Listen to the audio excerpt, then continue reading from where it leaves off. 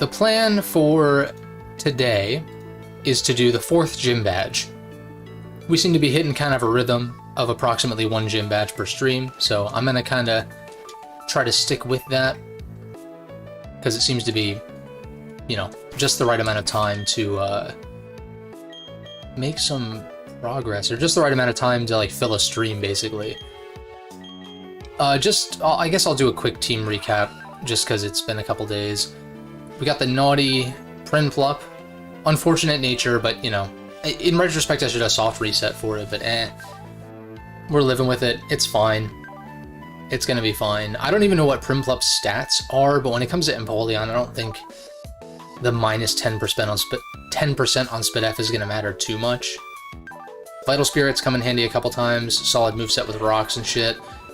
Gator swept Fantina last time on a 2nd attempt because we got a low roll, probably, with our Crunch on their Drifblim, until I subbed in the Expert Belt for the Muscle Band, because it does slightly more with super effective hits. I want to say Neutral Nature's fine, Intimidate is great. Aqua Jet, I probably am not going to keep Agility in the long run, but for Fantina it was perfect, because I just set up to +2 and just crunched everything to death, basically, after chipping Drifblim a little bit, because that thing is fat as fuck. We've got a modest Venusaur, unfortunately not thick fat, but Overgrow is just fine, passive damage, all that. I could see this thing getting subbed out at some point for something better, potentially.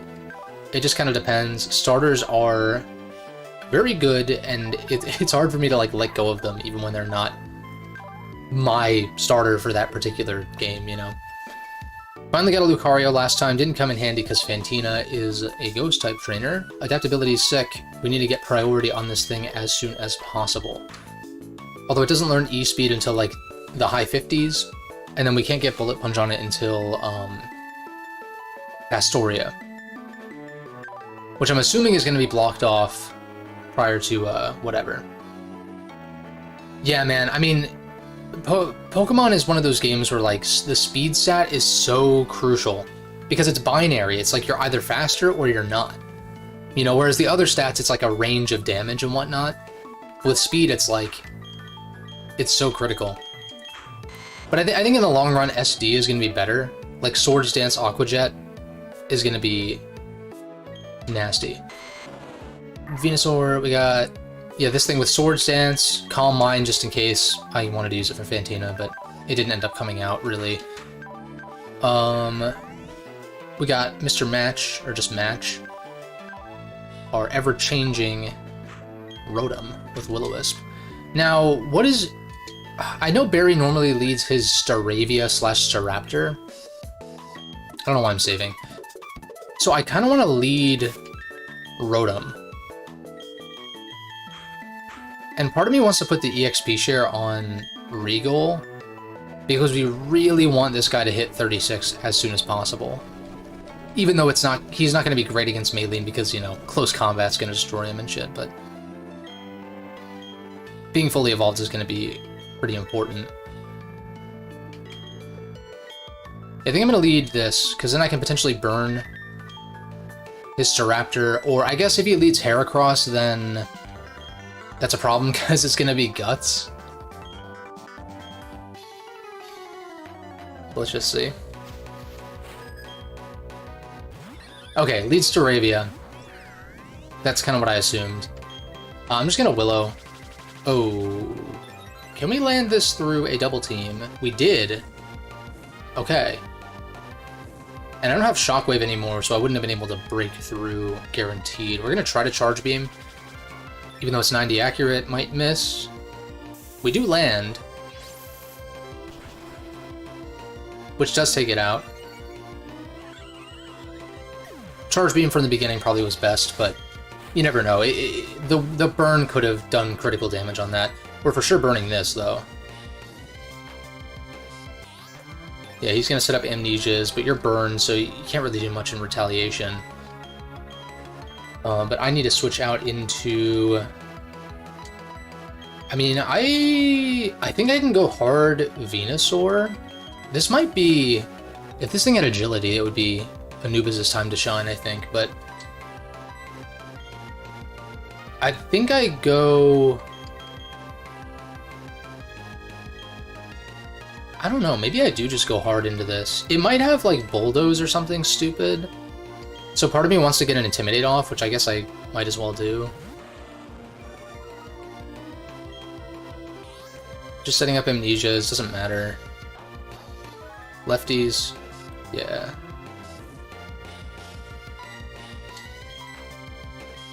Now I'll go into Anubis, get an SD, and Force Palm. Body Slam, does nothing. He gets the Para, which is shitty.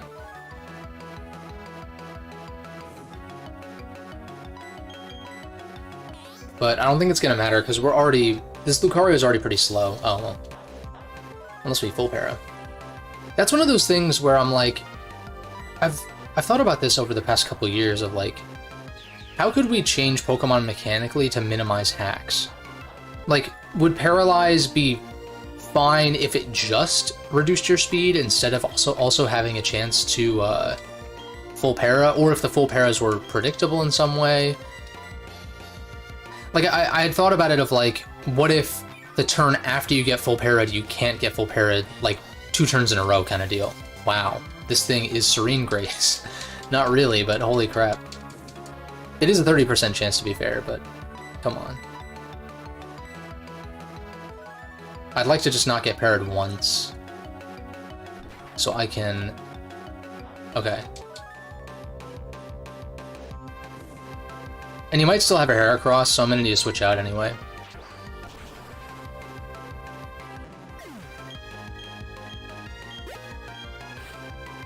Yeah, there's the Heracross. I feel like you're just gonna CC Raw if you have it. So I think I just go into my Poison type to resist. My one true... Oh, Brick Break. Okay, not CC just yet. We're not that late in the game. I think I just Leech. Bug Bite. It doesn't... That bounces off. Dude, Ganja's tanky as hell. If this thing was thick fat, it'd be unstoppable, like, actually. Aerial Ace is gonna do a lot, but not enough. Put you to sleep, but unless you have Sleep Talk, then it's not a problem. I'm gonna heal up just in case.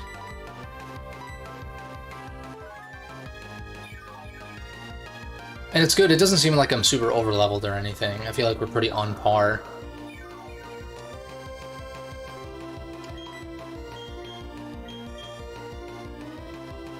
Paralysis happening each turn due to RNG is frustrating.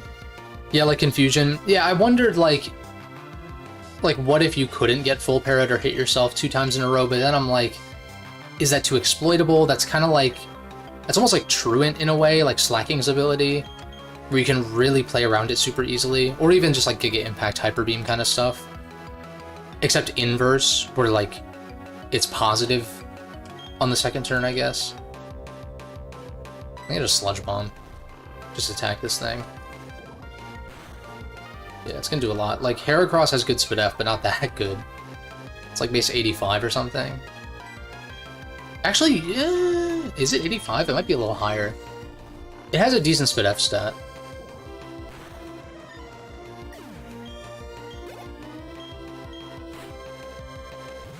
Alright, he still has a Grotle, which means I just nuke this thing with Sludge Bomb. Yep. Even Torterra's not going to want to take that.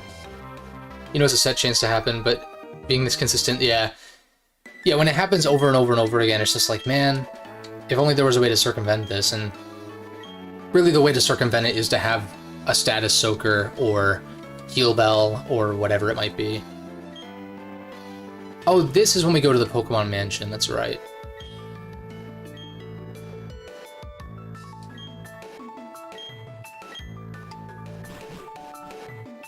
Is that optional?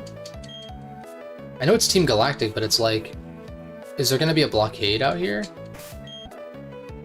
Also, he didn't heal us up. What an asshole.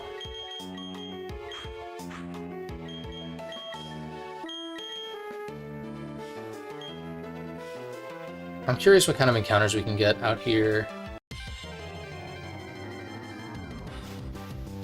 Meowth. Persian's probably pretty buff, but Output's fast. Yeah.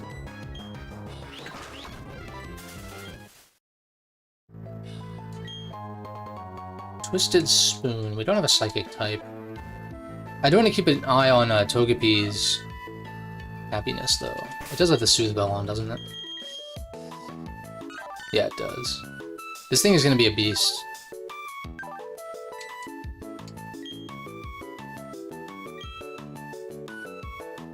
Oh, I bet this cop probably prevents us from going further. Chansey. I don't know that I want to run a Blissey, though. Good Rod is really good, don't you agree? Yeah, let's get the Good Rod. I don't really need more waters. Per se.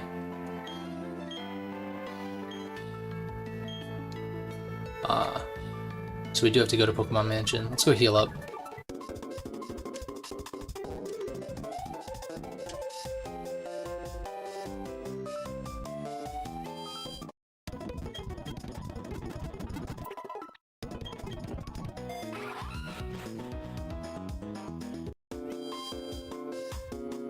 But yeah, I don't know, a lot of... Like, obviously hacks are always going to happen, because moves have secondary effects, and... You know, the coin flip for paralysis and confusion and stuff like that, but... It is one of those things where you can play around it to an extent. I'm glad at least, like, the distribution of Scald was limited for Gen 9. Like, Toxapex doesn't have Scald anymore, which is good. Stuff like that.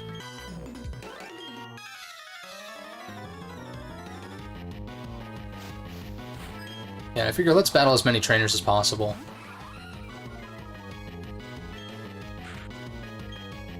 Oh, you got XG patched? Sick.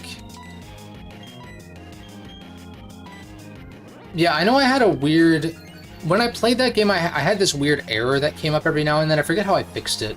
But it didn't impact the game, it was just one of those things where it's like...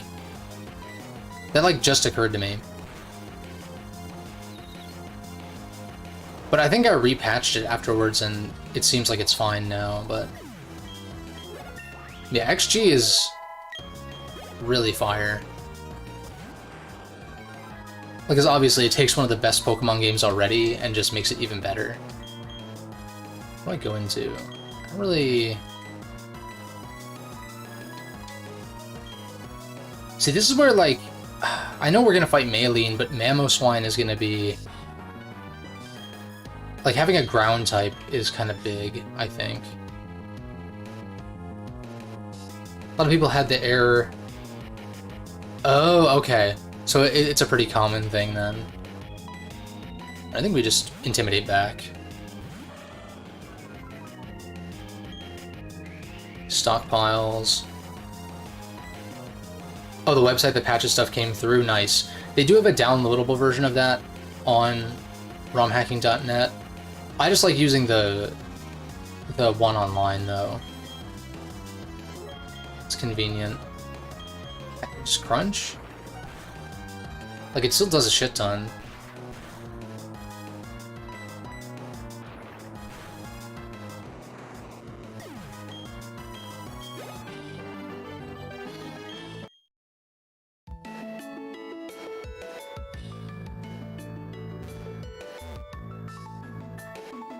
Venusaur, why are you, like...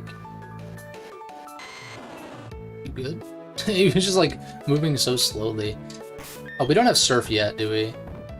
I believe that's Wake. That probably gives us access to that. Yeah.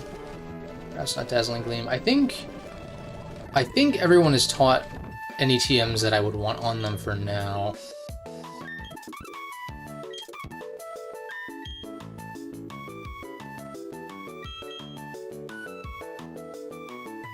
Oh, you got Grand Coliseum working too, even though it was a kind of a pain in the butt. Yeah, Grand Coliseum's a good one too. I think XG is probably the better hack overall, but maybe it's just because I prefer XD in general, but both are good, make very similar changes. Generally enjoyable.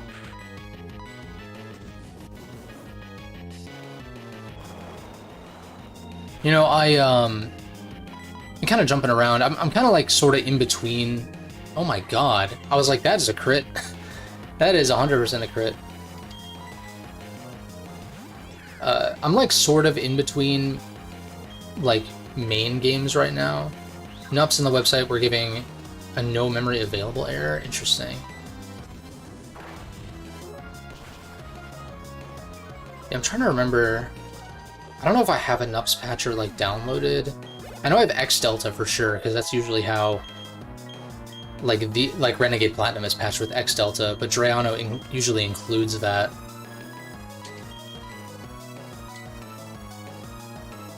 I'm eventually gonna get Nasty Plot on this, so I feel like the boost from Charge Beam is like... I think I'd rather have the Parachance from Discharge, because we're not necessarily trying to do like a shit ton of damage with this. At least assuming I'm against a mon that can tank. Yeah. I'm gonna get this item first.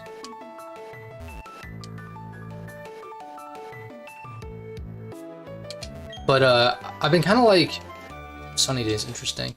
I've been dabbling with some games, like I think I mentioned a couple streams ago that I was checking out F-Zero GX a little bit. That game is super cool, and holy shit, the story mode is hard as fuck. I like finally beat Chapter 3, maybe even close to a week ago at this point, but I was like kind of jumping into it every couple of nights and like just throwing attempts at the wall. And then eventually did it. It's just like the margin for error on... No, Chapter 2 is the Goro chapter. Chapter 3 is the casino one. Yeah, it's the bet race. That's the one. Yeah, dude, the Goro one took me a couple attempts, but it wasn't too bad. Because I think Goro crashes out on his own, more or less. And then the bet race was like, holy shit, man. It took me so many attempts. The game's cool, though. Like, it's weirdly addicting, even though I'm getting my ass kicked. It's just like... I understand... I can understand, really wanting to challenge players so that way story bits feel like a big reward.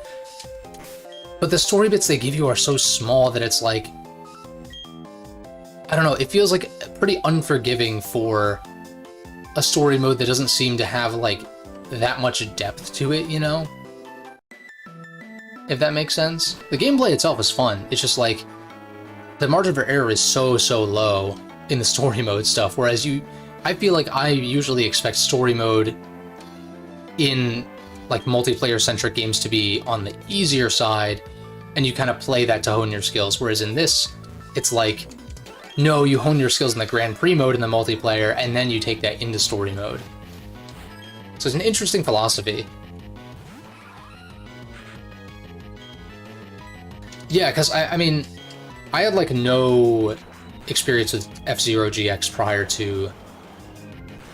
I mean, I had played it a little bit, maybe a year or two ago, but I didn't, like, grow up with it or anything. You played Grand Prix and story interchangeably? Yeah, I did a couple of Grand Prix on, like, the easy difficulty just to kind of come to grips with things. I didn't fully understand the, like, using the triggers, or, like, the shoulder buttons to, like, drift left and right in addition to turning. I didn't really get that down for a while. I remember that was something that was a kind of a steep learning curve with the SNES version, even. Because that's the one that I had played probably the most of on, like, Virtual Console stuff. I just overheat. I'm kind of curious about the N64 one, F-Zero X, because I feel like people don't ever really talk about it much, for whatever reason, but I think it's because GX is, like, usually seen as, like, the best one in the series, overall. Not that there's much to pick from, really. But I'm surprised at how much F-Zero 99 is, like, kind of popping off with streamers and stuff. It's really cool, and I hope, as someone who wouldn't necessarily consider themselves to be an F-Zero fan, at least not yet, I hope that incites Nintendo to make a new F-Zero with the popularity of 99. Like, given the popularity of 99, that is.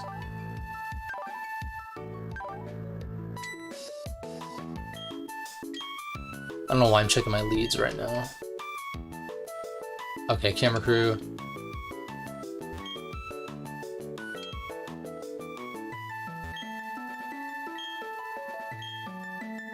Oh my god, why is she singing the Fire Emblem Fates theme? Shut up.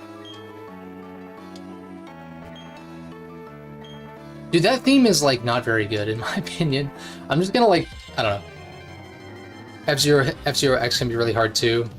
I feel like both games have steep learning curves and technical moves.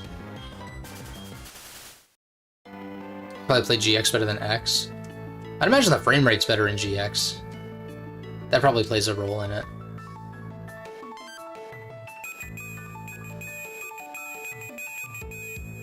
Oh, there's a hidden item. It's in one of these bushes. What was I gonna say, though? Yeah, the Fire Emblem Fates main theme is, like, so... I don't know if it's because I've just heard it too much, but I don't like that theme very much. Overused and just, like, I don't know. There are better vocal themes in the series. It is kind of fun when... Like, usually I don't like meta humor stuff to be added to ROM hacks, but when it's kind of like off to the side and not really a big deal, it's like, it doesn't really bother me that much. Frame rate is pretty smooth in X. I haven't ever really looked at gameplay of that game, so I don't know. I don't know if it would be like, if it would be 60 or not. That would be kind of impressive, because I don't think any N64 game really runs at 60. As far as I know.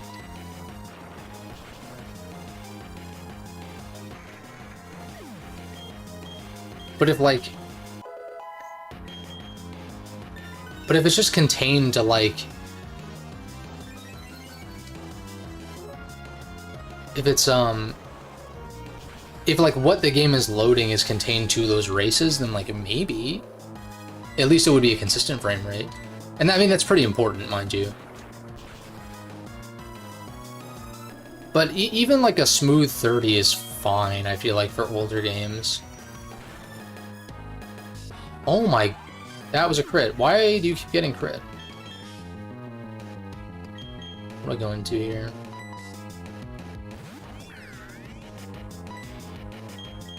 X has a kicking soundtrack for N64. I believe it. Yeah, I was gonna say, the music in F-Zero GX is like... it's a banger. I'm most familiar with those tracks through Smash, and getting to hear them, like, in context, it's super sick. And it's also one of those things where I know a lot of people, including myself, as someone who didn't have experience with F-Zero much prior to dabbling with GX lately, is that, like, oh, Mario Kart kind of took over the zero gravity, high speed stuff with 200cc, and it's like, it's not really the same. It's, like, not even really remotely the same kind of racer. I could see someone, like, being, like, only vaguely familiar with F-Zero saying something like that, like I used to say or think. But I've definitely changed my mind on that, where I'm like, I think an F-Zero game could exist alongside Mario Kart very easily. Especially because F-Zero could be a slightly more narrative-focused in some ways. Like, we've talked about the whole Yakuza kind of thing, which I really think that is the angle to go at. I think that would be super sick. Like, I would pay fucking $70 for a F-Zero game with, like, you know, the beat 'em up, all that kind of stuff we've talked about. Beat 'em up combat with Falcon, where you're going after bounties, acquiring parts for your car to participate in races throughout the story, but also having some kind of competitive mode as well. I think that would hit super fucking hard. And I'm surprised because Nintendo's, you know, decades behind when it comes to a lot of stuff. So I shouldn't be too surprised, but their excuse, I guess, for not making an F-Zero for the past damn near 20 years is they couldn't come up with a new idea or, like, a good idea for it. And it's like, really? Like, for a pure racer, yeah, I guess there's not really much of an angle you could do, because pure racers that aren't simulation racers, I don't feel like tend to do that well, unless they are Mario Kart. But, like, just don't make it a pure racer, then. Add more to it. The racing should still be, like, a big focal point, but... I do think that, like, if they made, like, a $60 or $70 F-Zero game that was just a racing game, I feel like it wouldn't do as well as if they had some other elements to it. New F-Zero game would easily... Yeah, it would easily outsell those games for sure. Because, I mean, the franchise was niche at the time. It's still niche now, but, like, F-Zero 99 is popping off. It's kind of a cult classic series in this sense, where when you're talking about forgotten or left behind Nintendo franchises, it always gets brought up. Captain Falcon is hugely iconic. Like, beyond iconic. But mostly from Smash, but, like, that can be to its benefit. I mean, look at Fire Emblem, which, you know, originated from being popular in Smash, really, and now is, like, one of Nintendo's biggest franchises. Granted, that wasn't inherently because of Smash, but that was what exposed a lot of people to it. It was mostly, like, just Awakening, hitting at just the right time, and being pretty good.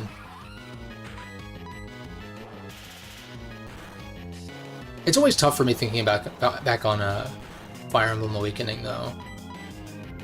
Because, like, I wouldn't rank that game super, super high in Fire Emblem these days, but, like, it does do like, there is a lot of appeal there. Like, I understand it because I used to love that game. I used to consider it my favorite in the series for a while, and, even, like, my favorite game of 2013, that's what I would say. Now I'd say favorite game of 2013 is, like, A Link Between Worlds, probably. Especially on the Nintendo side of things.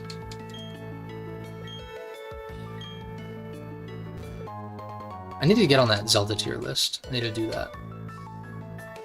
I did record my Mario tier list, because I feel like I've revisited enough of those games to, like, talk about it. And it's like, it's a long-ass recording, so I need to just sit down and knock that out before Wonder comes out.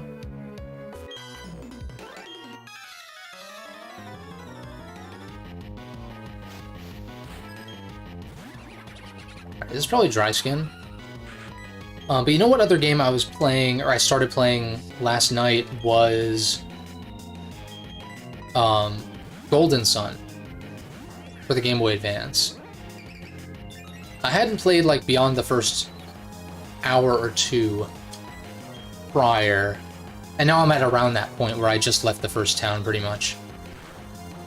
And that game needs a remake. Not that it's bad, it's that it's really good, and, like, a remake would really fucking slap, I think, of Golden Sun. Because you can see the limitations of the GBA in kind of a negative way, even if the game still, like, plays well and stuff, but Awakening came out at a good time for you. Find it hard to go back in because of child units. How so? Like, what specifically about that is hard to go back to? Because I know for me, the main thing with Awakening is that, like, the difficulties are, like, the difficulty levels are just too stark in contrast, where, like, hard mode is too easy and Lunatic is just annoying, and there's no in between. Plus it's mostly that I don't think the story is, like, that great either. It's, like, fine. It, like, loses steam a third of the way through. Oh, you want to build every unit, so you find it hard to bench them. I see. And the game's, in my experience, Awakening is not hard enough to where, like, you're going to lose units, really.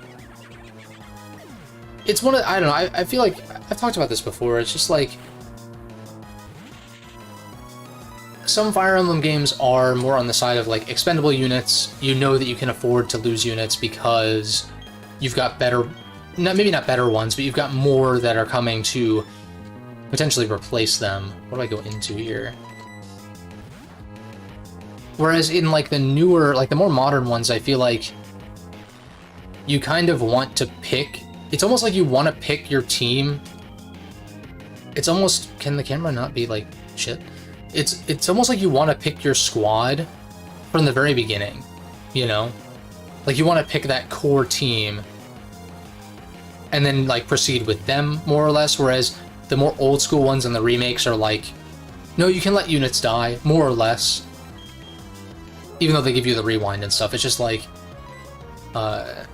Engage taught you to bench. It's a shame Engage came and left. Yeah, I still haven't gotten around to it. I need to... I finished Genealogy a couple of nights ago, maybe like a week ago at this point. Yeah, I finished Genealogy, want to make a video on it. But then I gotta play... I really want to play Thracia next. And then I'm gonna get back to, like, the modern ones, like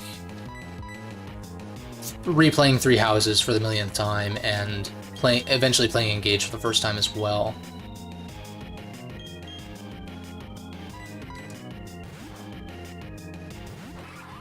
Because I'm curious about it.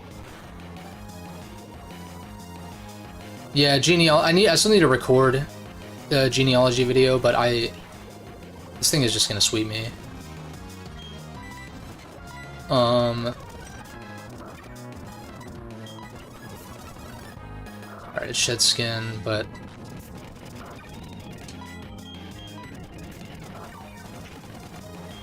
Alright, that's that.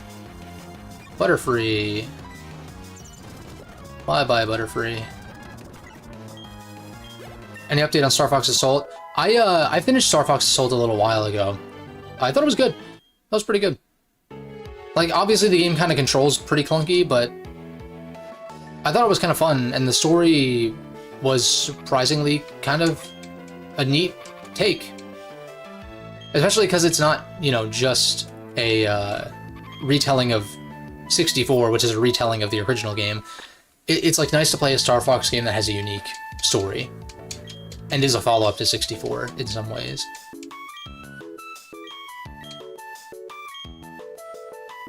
It's tricky though, because like on-rail shooters are not really my major cup of tea. I still think 64 is probably better than Assault, because it doesn't have... Like, 64 has... Star Fox 64 is really good. I probably need to play it again, because it's been a while.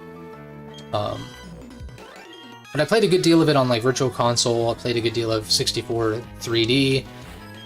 But like, yeah, Assault, the on-land stuff is like kind of questionable. Not just with how it controls, but more so just like the structure, kind of. And it can be kind of confusing to figure out where to go sometimes and what to do. Like there's a space station mission where you're having to manage like the enemies inside that are providing reinforcements and the area in space. And like, I think it's cool being able to hop into vehicles and stuff on the fly, but it's it took me several attempts on that early mission to like figure out what exactly, like how to exactly balance, like I guess just how those types of missions worked.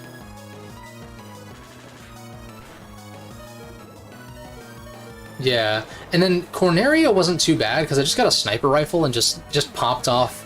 Just like, I was just like popping every single one of those drones or whatever that you were supposed to take out. That one wasn't too bad. It was kind of annoying because I kept getting shot out of my like scope in for the sniper, but I figured it out.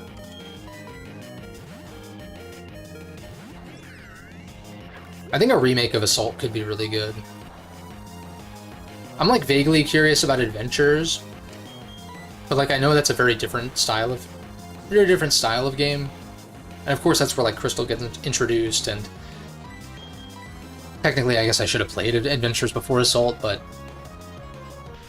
Adventures has such mixed reception because it wasn't originally a Star Fox game.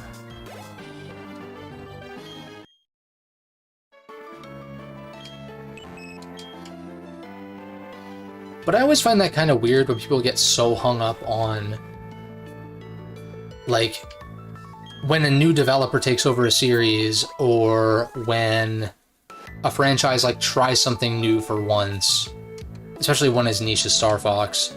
But like, I think about like Arkham Origins, I think about BioShock 2, and stuff like that, where it's like, if you weren't really in the know about the development of the game, like if you weren't a hardcore video game fan who like kept up with that shit, I don't think you would really know. Because like, I dabbled with the Arkham games again for the first time in a few years. I've played all of them. I'm pretty sure I even took down the Riddler in at least all of the Rocksteady ones. I don't remember if I did for Origins or not. In exactly 6 turns? I kind of want to try this. But, and like BioShock 2 is probably my favorite BioShock, just because the gameplay is so good. Primarily. Even though that was made by, like, not Ken Levine, you know?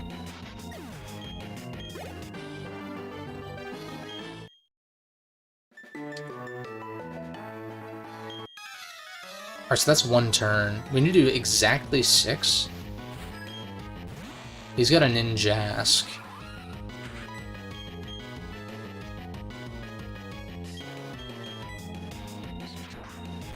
I think I Icy Wind because I don't think it's gonna one-shot. Maybe Ninjask is shittier than I think, though. No, it doesn't one-shot.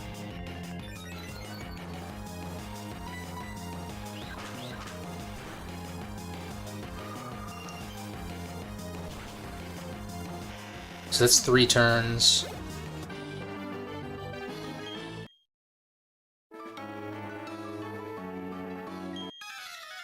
So I need to do this in exactly 3.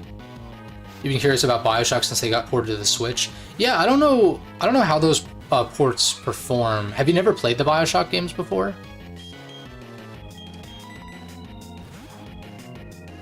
Because they're definitely worth playing if you haven't. So that's turn 4.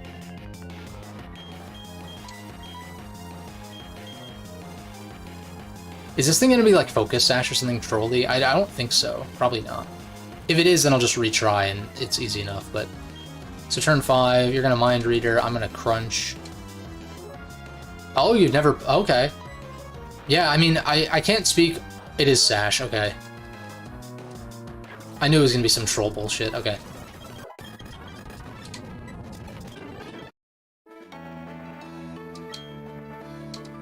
Alright, let's try this again. If I just attack twice...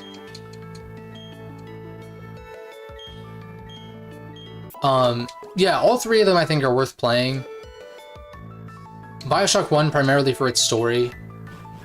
BioShock 2 is a cool follow-up, but it is by a different team, and you can, like, kind of tell. Like, I guess there's some continuity stuff that doesn't quite make sense if you really think about it, but it's just more of Rapture. Like, Rapture is one of my favorite video game settings. The atmosphere is, like, so good in those games. And then Infinite is kind of a contentious one. I think it's worth playing at least once. These games aren't like terribly long. They probably take like, they're probably in that 10 to 12 hour range for like a casual playthrough kind of deal. But Infinite to me, like, I don't know, Infinite tries to be a little bit more of a mainstream shooter, and I don't think it does a great job at that, IMO, but it's just one of those where some people like it, some people don't so much.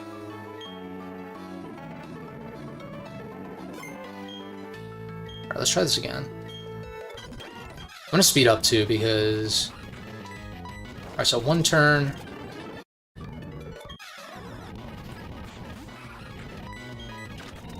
Two turns. 3 turns. And then I switch into, Gator and Crunch twice.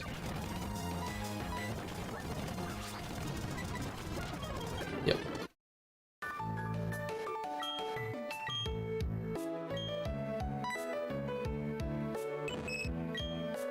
Oh, we actually had to do this.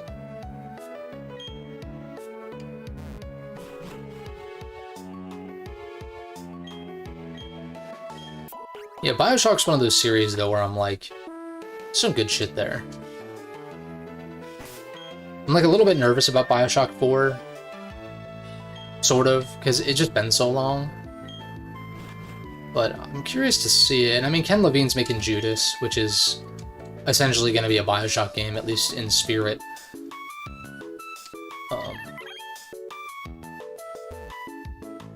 I still need to play System Shock, the remake. I bought that a few months ago and I still haven't fucking played it. I feel like that comes up every once in a while. I'm just like been putting it off for some reason. But I mean, they are very different games. Like it's like System Shock. I know like Ken Levine worked on System Shock 2, and those games are straight up immersive sims. Whereas Bioshock is like not so much. It's immersive sim-ish, but not really. Because it's not like as interactable as a true immersive sim.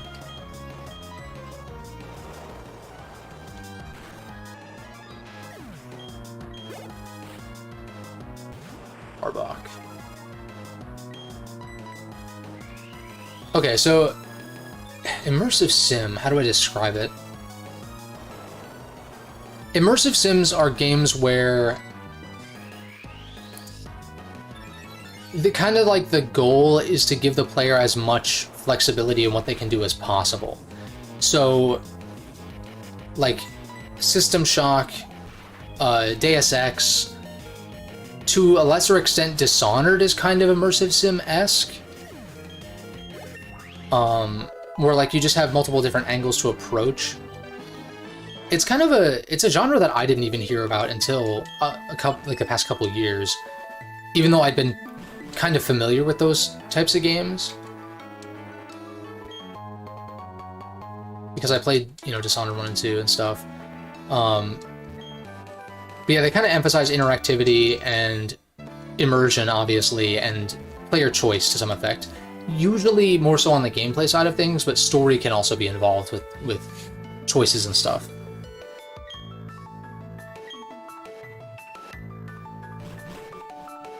But like in the original Deus Ex, which I've not played, old PC game, like I think from the 90s, and in the very first mission, you just have like a million different approaches. Like, do you get the key card? Do you just, you know, sneak around the security cameras? Do you disable the security cameras? Blah blah blah. It's like it's like almost like mini sandbox levels. Thief is another series that I think is immersive sim-esque as far as I know.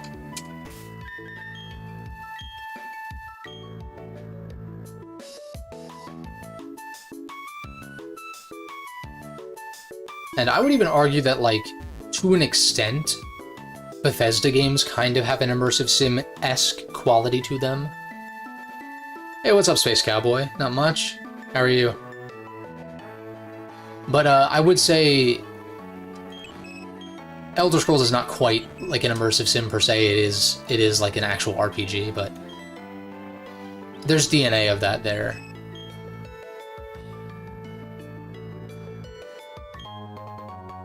Lucky Egg. I think we throw that on instead of the EXP share.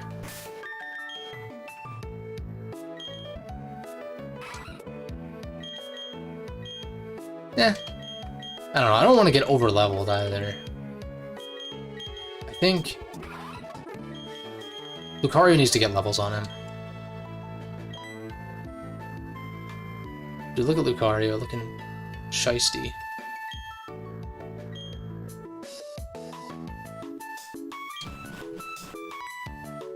I just love the following Pokemon models. It's so cool.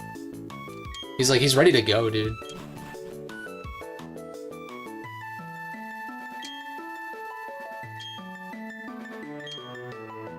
How do you recognize my face? I guess security cameras or something?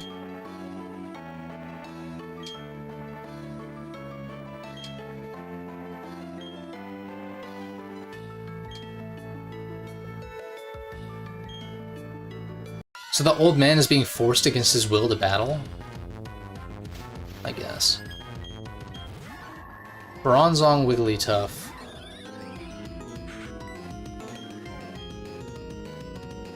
I want to say I try to SD.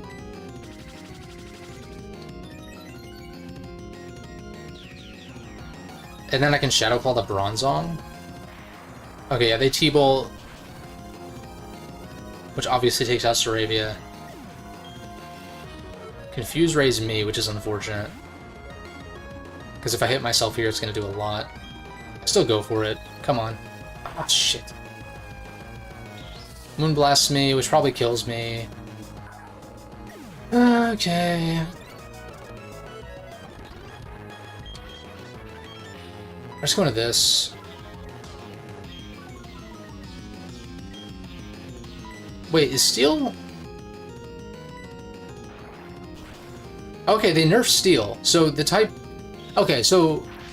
I wasn't sure about that, because they introduced Fairy type, so I guess it does make sense to nerf Steel type. Because if you had pre-Gen 6 Steel type with Fairy type, that just gives it another resistance. Which is extremely broken. I wish Luke hadn't gone down there, though. It's unfortunate.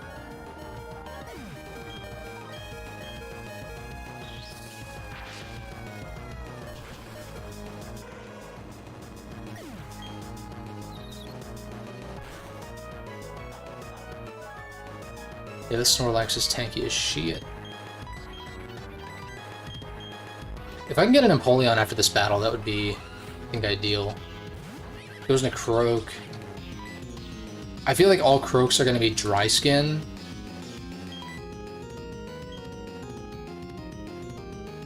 I just go into this, I think. This will Drain on the Snorlax, which makes sense. It's going to do a lot. T-Bolt's my Grass type because I had a Water type in. No Para, which is good. Breakthrough. There we go. Good chip on Croak. I'm nervous about what they're going to send in after Wigglytuff, so I kind of want to take out Croak first. Doing okay. Allergies are kicking back in. Got the next video rendering. Sick. Yeah, dude, allergies are the fucking worst.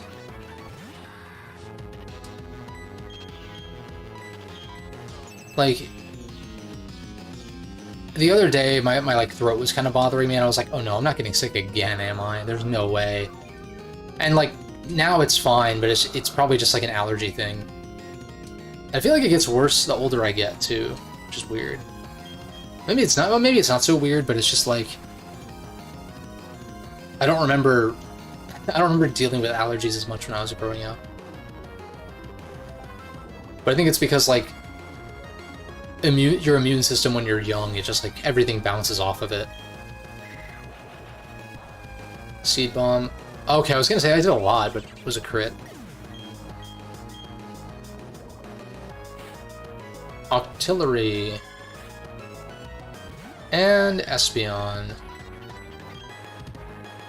Gator's dead. That's unfortunate. I played this kind of poorly.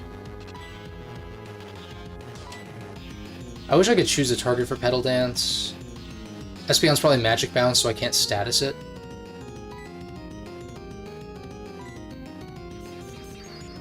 You don't get sick often either, but your allergies might as well be the equivalent to being sick. Yeah, I feel that. I don't know that mine get quite that bad, but I can imagine. Oh, we still got Heracross, good. Oh, but it's gonna basically die here, yeah. There's Espidef coming into play.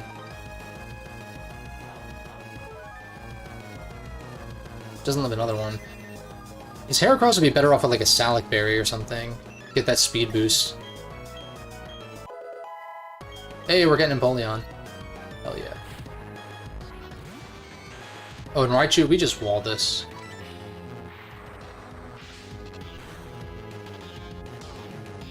Wow. Dude, Heracross is... I love Heracross. Like, easily one of my favorite Pokemon in general. I think I like Scizor a little bit better, but... Which kind of prevents Heracross from making the cut on my teams a lot of the time. Because if I'm going to pick a Gen 2 bug, it's almost always Scizor. But Heracross is dope. And like when Scizor isn't as easily accessible, like when I would play, you know, the vanilla games where you can't easily evolve a Scyther into a Scizor, I would go Heracross instead.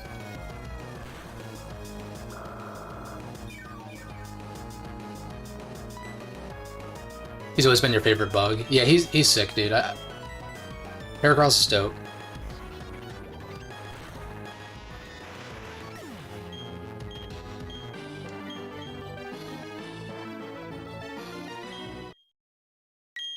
Hey, that Empoleon though.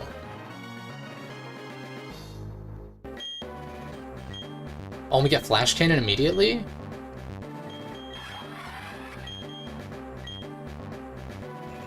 I feel like rocks are too good for breaking sashes and stuff. Water Stab for sure. I feel like Grass Knot is a TM. So I could always reteach it. I'm trying to think though. Like the spread move that lowers speed is good. Eventually I'm probably gonna have to put Surf on him because we need Surf to like get places, unfortunately. Like, what does this hit? This hits other bulky waters, like opposing water types. It hits... This is gonna be good for Wake. I can always reteach it though. I feel like... I'm trying to think. Because like we don't even mind going up against fairies in general, so do I even need Flash Cannon? I'll teach it for now. I can reteach Grass Knot, because I'm sure Wake is gonna have a Gastrodon or something.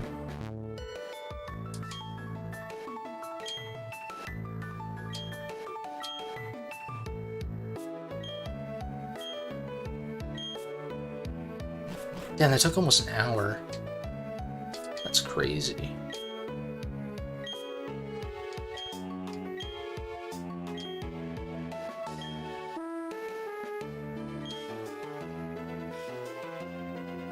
Oh wait, a Manaphy egg?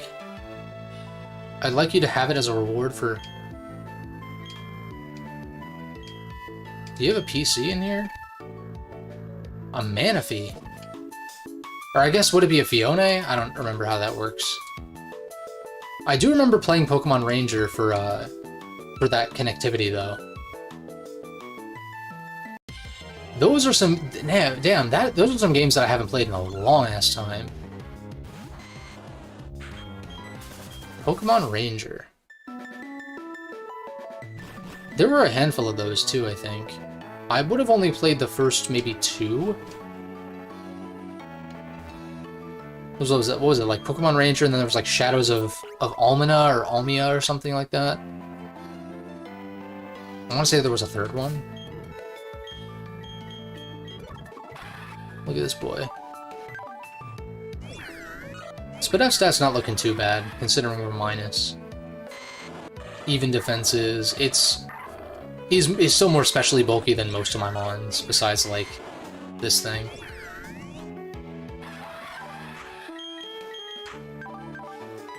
Take the EXP share off though, and give it, actually, 53.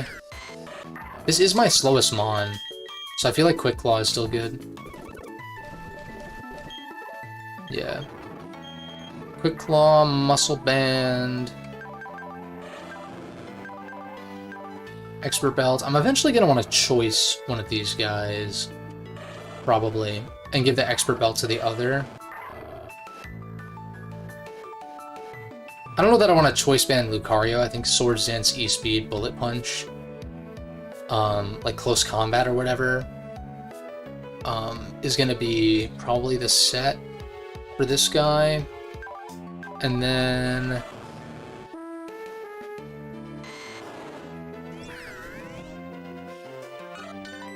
maybe like a Scarf on Choice Scarf on Togekiss eventually. And then I would maybe consider like Choice Band for Alligator with Aqua Jet, but at that point, I feel like there's better Choice Band users with like, you know, an ability that is offensive instead of defensive.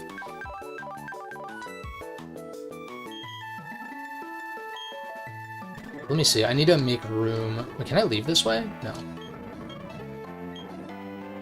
The challenge is to beat all 5 of us in a row without a break. In addition to beating us, in a specific number of turns, there'll be a gift. A turn refers to... Okay, yeah, I know. In 7 turns.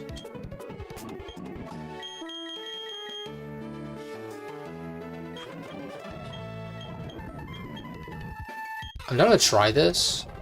Clefairy... Oh, you're a bastard for that. So that's 2 turns. Are they all gonna endure? Because that's cheating. Wait, how the fuck are you supposed to do that then? So that was 4 turns. Oh, I guess that's how. 5 turns.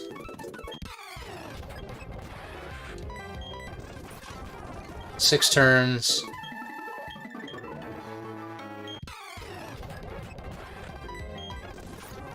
7 turns, isn't that perfect?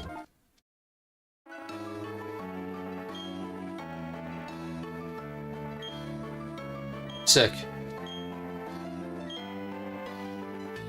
Chance to battle our very own prodigy, Lady Celeste. Okay. A Blissey. Oh, so the reward is just a shit ton of experience then. Go Luke. Egg Bomb, that's cute. That's Force Palm. Yeah. Lit.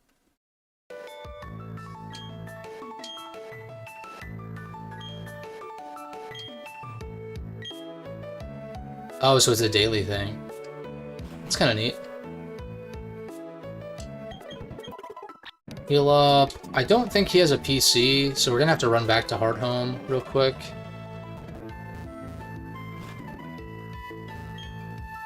Mo-ho-ho.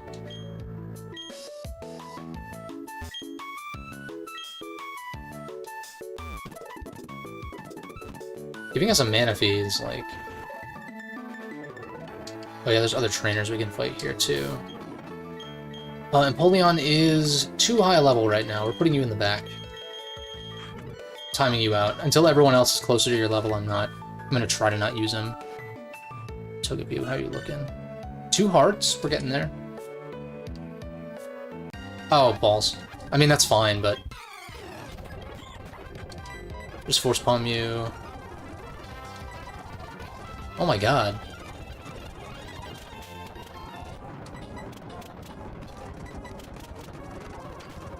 Thank you.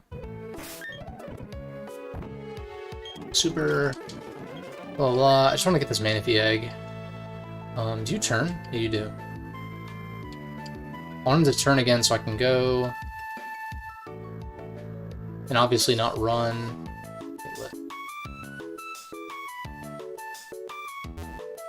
These policemen are going to want to fight me. At a certain point, once it's nighttime. I always thought that was kind of cool, how like certain trainers only fight you at night, for instance. Kind of a neat feature that I think started in Gen 4. Although in Gen 5, I think they just fight you any time of day. I think.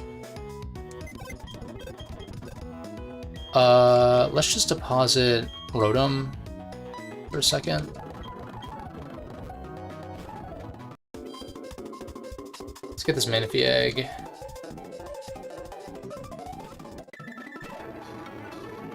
I think it is a Manaphy, and then you can breed for a Fione, or Fione, or what? I don't even know how it's officially pronounced.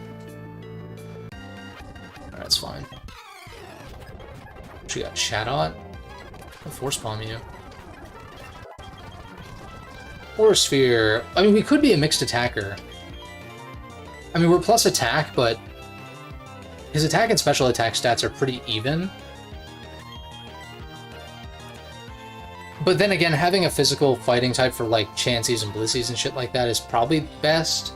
I'd probably want special coverage, if anything. I could take this over Calm Mind, I guess. That's fine. Do you battle? I think the swamp is blocked off as well.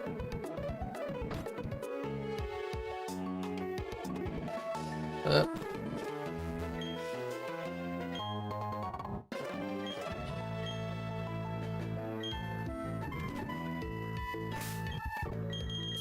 this is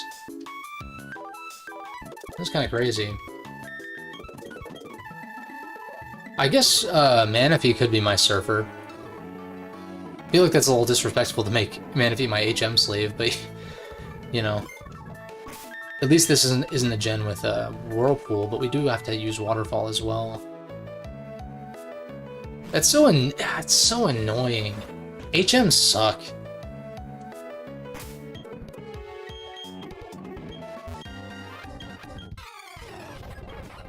And like the fact that it's so hard to... Oh my god. You might Aqua Jet me, so I'm gonna just switch out. I didn't Aqua Jet. This is gonna be part Fairy though, so I'm going to this and Sludge.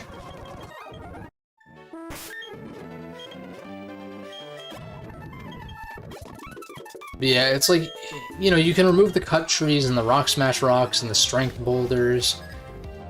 But when it comes to the water ones, it's like you can't really do much about that, unfortunately.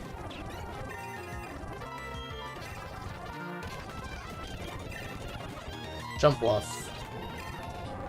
Oh, really? Okay.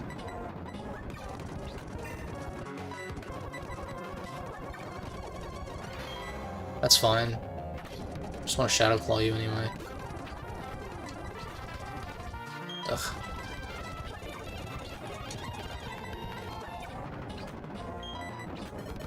Stop flinching me! God damn it. Dude! And then the crit? Dude, stop.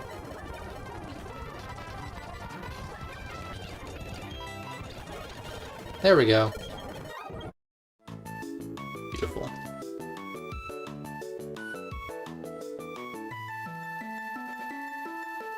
Now we can actually make our progress towards Veilstone. Oh, it's a unique hatching animation. I don't know that I've ever seen that, or if I did, it was back when I played Pokemon Ranger when it was out.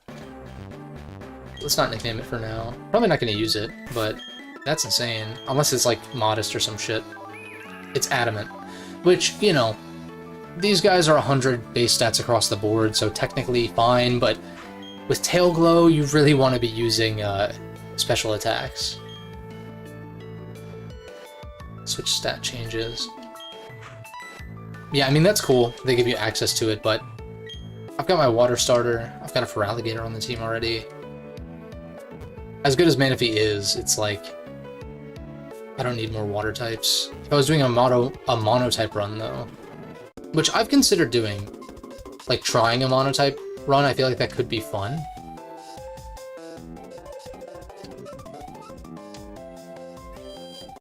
It's just like, obviously, you kind of have to decide pretty early on.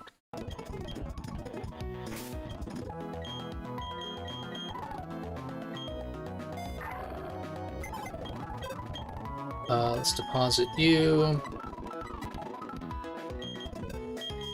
What was Aerodactyl's nature again? Neutral? With pressure? Does it have a chance of being Rockhead or something? Or this thing is an inevitable team member. Take Rotom back. Yeah, it's just like Mamoswine, or Piloswine's not going to be very good against Maylene or Wake. So I don't know that it's worth adding him right now.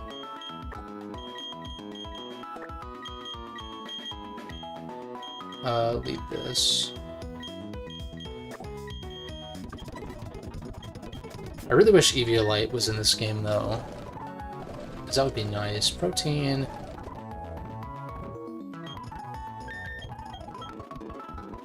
Save. We gotta get moving, because the route to Veilstone is very long.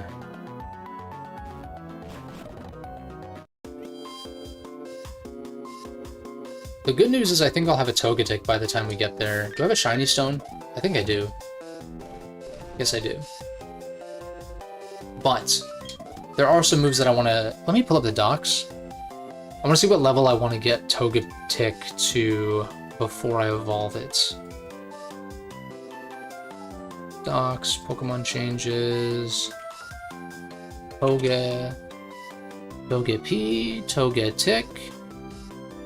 Compatible with TM Hurricane. Which, with Serene Grace, isn't that like a 60% chance to confuse? Obviously I have to land it, but... 31. No, actually, like, that's not even that hard to do. 31 it gets Nasty Plot, and then past that is just Double Edge and Last Resort, which I don't... Like, Last Resort could be kind of like a fun meme thing, but not with a timid Serene Grace Togekiss. We're running more of a standard set, I think. We got Moonblast at 29, Nasty Plot at 31. I mean, shit, even Togepi gets these moves. I think their learn sets are the same, pretty much. Yeah, it's exactly the same, in fact. So I can just slap the EXP share on now and start chipping away at that, getting us closer. Because maybe by the time Togepi evolves, I can just evolve it immediately with Moonblast and Nasty Plot and whatnot.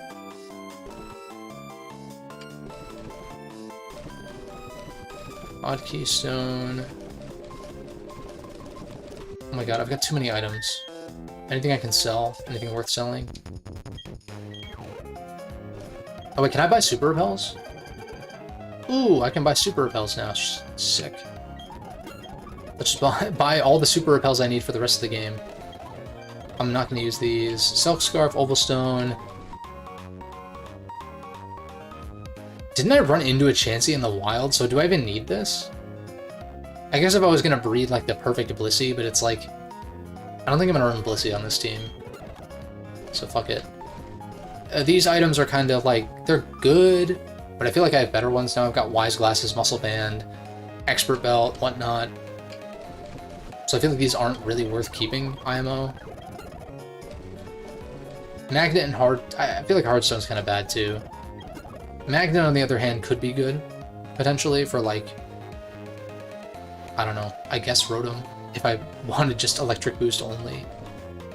Silver Powder, kind of similar. Evolution Stones are fine. What is this for? Like Vaporeon, Poliwhirl. I guess I'll keep this just in case. Sunstone is just Espeon and Blossom. Maybe there's one more that I'm forgetting. There's definitely another Sunstone one I'm forgetting, but we'll hold on to those. Soft Sand could be good. Prism Scale if I want to use my Lodic. Maybe. I like my Lodic. Coolmon. Don't know if I have room for it right now, though. It's probably Water Fairy, though. I've got too many water types, and already a fairy type that I want to use.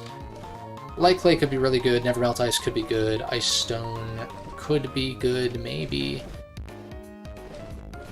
These are all fine. I feel like 2 Dusk Stones is overkill, but it's only 1 slot in my inventory, so who cares? Focus Band is very bad. Shards are not worth anything, because Move Tutors are free. King's Rock, these are all good. This we'll get rid of in a second. Pearl is selling. Yeah, it's a little bit better.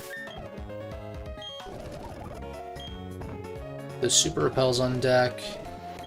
I can also sell this. Can I buy full heals? Not yet. Damn. At the department store, I might be able to, though.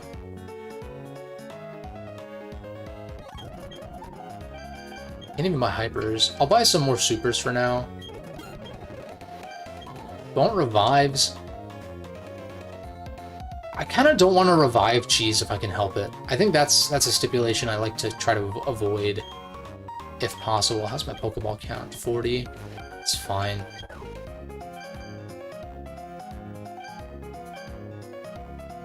I feel like that's fine for now. Make a save.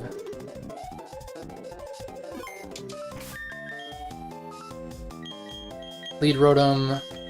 Did I put the EXP share on this? I did. Sick.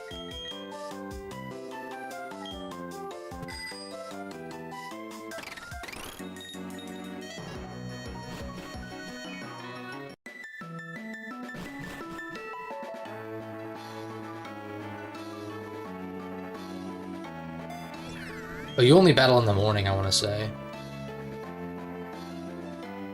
That's right, because I always forget Gen 4 was what brought back the day-night cycle. It wasn't in Gen 3.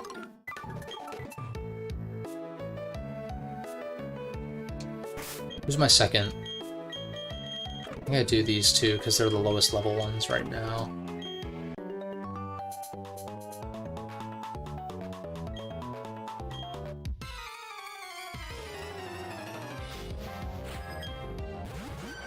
Vaporeon, Flareon. Discharge for sure, but I go into a resist. This is also why a ground type would be good. Okay, I guess that makes sense because it was a steel type.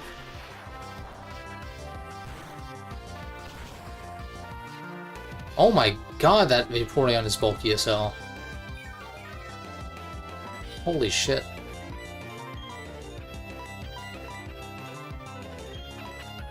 Heal you up. Goes to the Flame Wheel again. We do barely live. Discharge is gonna kill though. And we get the para, which is nice. Go back into you.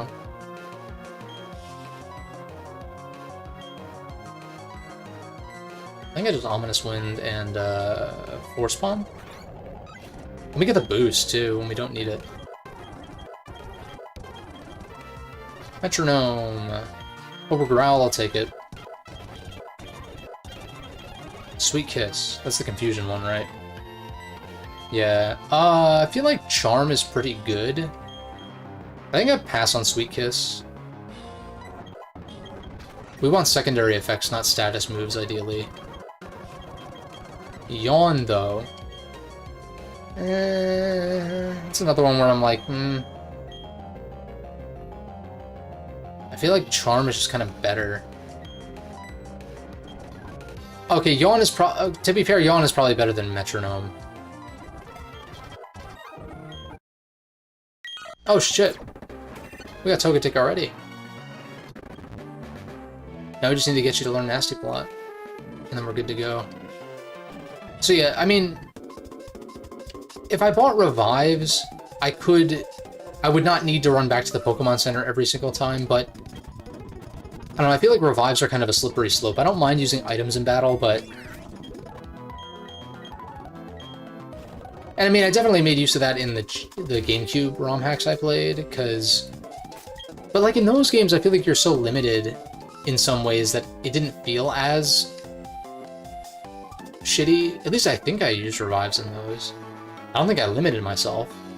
I don't know if I bought any, but maybe I did. I don't fucking remember.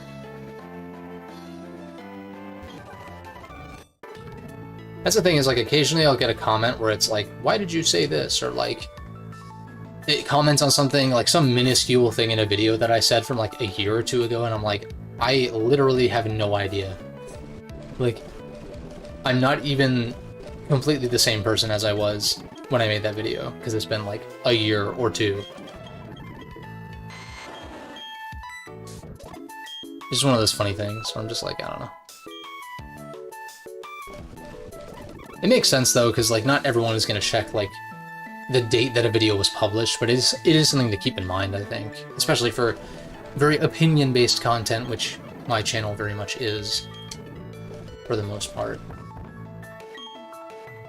I try to be informative when I can too, obviously, but to a point, it's like I'm really of the mind of like, I just recorded my Mario tier list, and it's like, do I really need to explain the Doki Doki Panic Mario 2 thing? Like, maybe there's someone who's watching who isn't familiar with that piece of trivia or whatever, but it's like the most trite piece of gaming trivia, like, ever.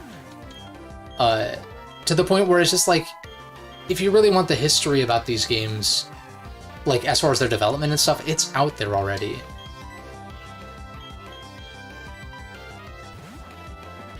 I feel like if every video gaming video essay always gives historical context as to the game's release, I don't know, I feel like it kind of loses an identity in some way, or whatever. But you shouldn't necessarily assume that everyone has seen at least some video about that topic prior. So I guess that's why people tend to include it, but I'm just like, if you're that curious, just look it up, man. It's not that hard.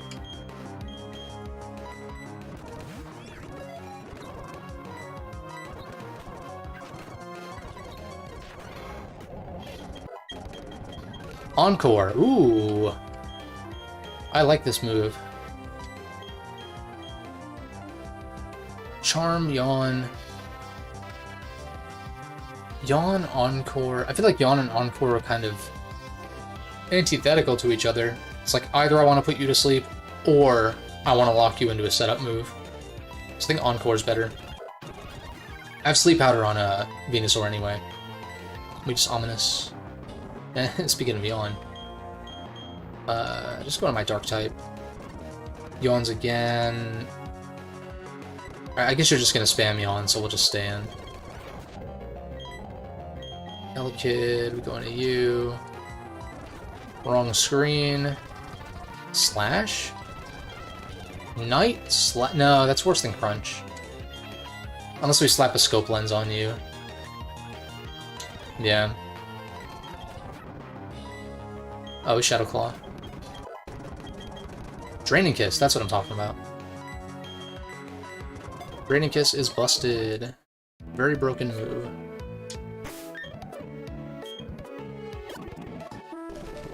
Awakening you. Got a rare candy. I guess I can save that for potential new team members that I need to evolve or something. Just catchy as fuck. Azurill, I know you're not a water type, but I'm gonna discharge because that kills. Smoochum. Oh, it didn't die, wow. Probably should have just Ominous Winded immediately anyway, but...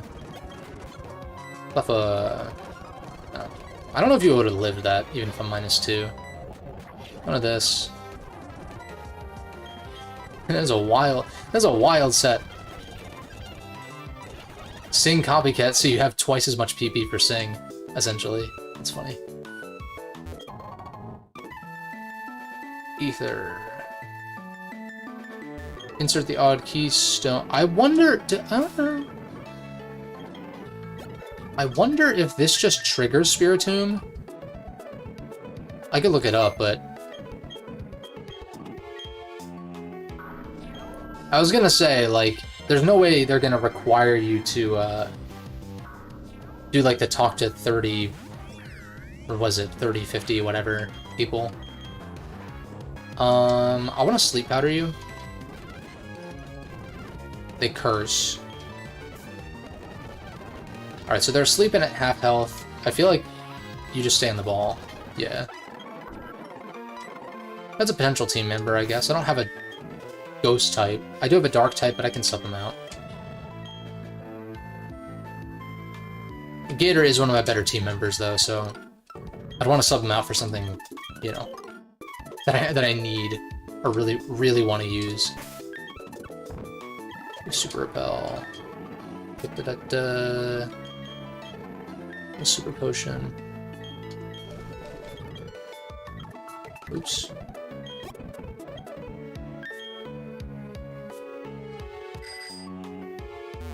Oh, that's right, I remember this. A rare candy.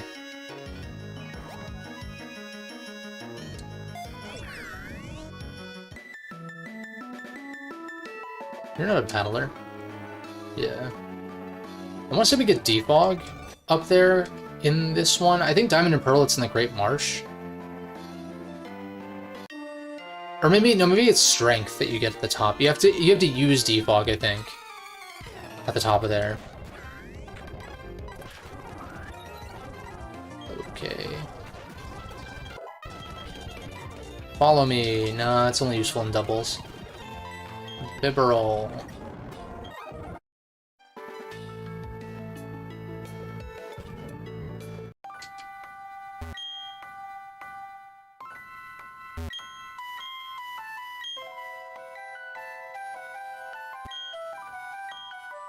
Hearing about ghost type Pokemon.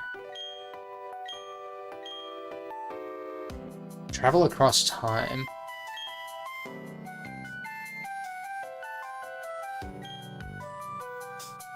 Oh, Reaper Cloth?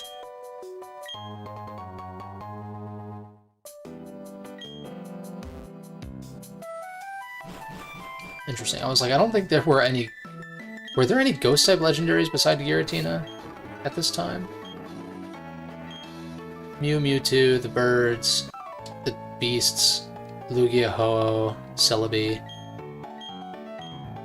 Gen 3, I don't think had any ghost legendaries, right? The Reggies, Weather Trio.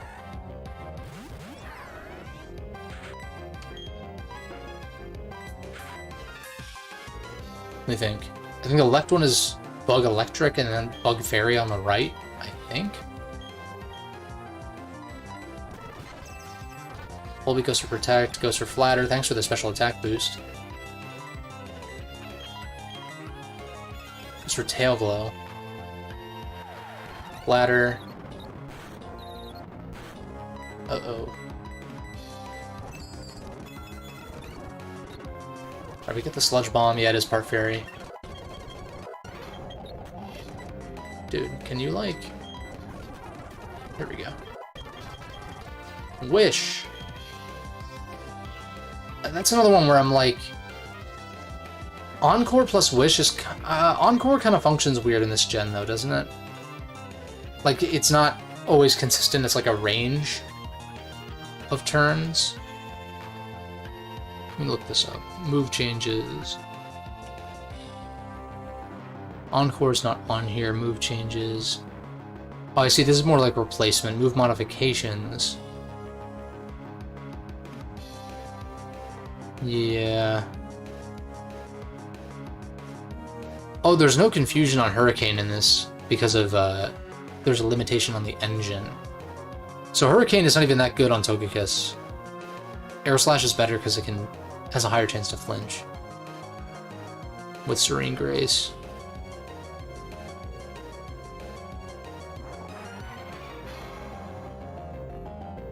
Scald can't thaw opposing Mons as well because of an engine limitation. Interesting. But nothing about Encore being changed, because I think... Let me look this up on my phone. Encore. Pokemon. Because now it's always 3 turns. But I want to say back then it was like 2 to 5.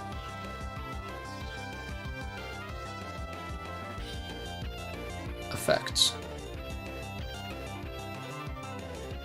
Generation 2. Encore lasts 2 to 6 turns.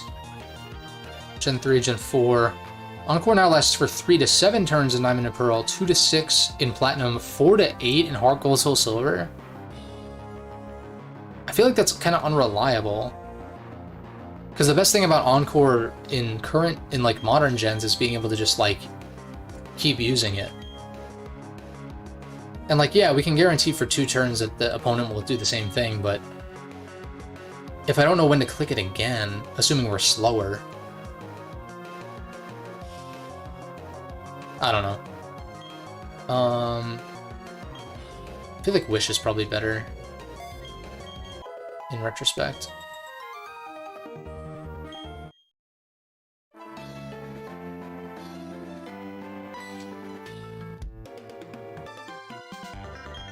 You're not gonna battle me, are you?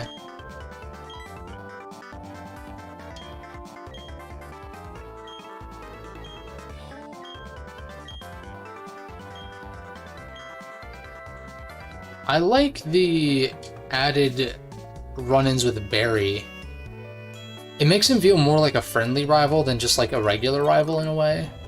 Because like, yeah, he's fairly friendly towards you even though he's competitive, but these additional scenarios really kind of like... I don't know. I never really felt super attached to Barry, personally, in the base game. Anything to sell? Not really. Dusk Noir could be cool. Yeah, I feel like I'm good on items here.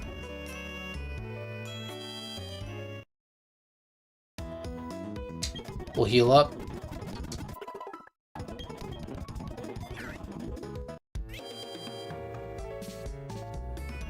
It's in here again.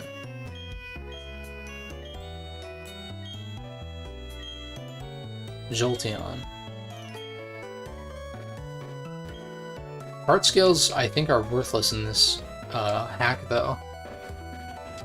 His move relearner is free. Can't go this way. I know they added some NPCs in here.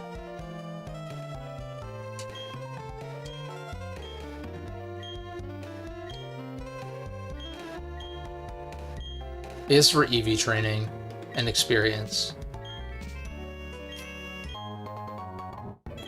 Oh, she's gonna give me all... Oh, okay.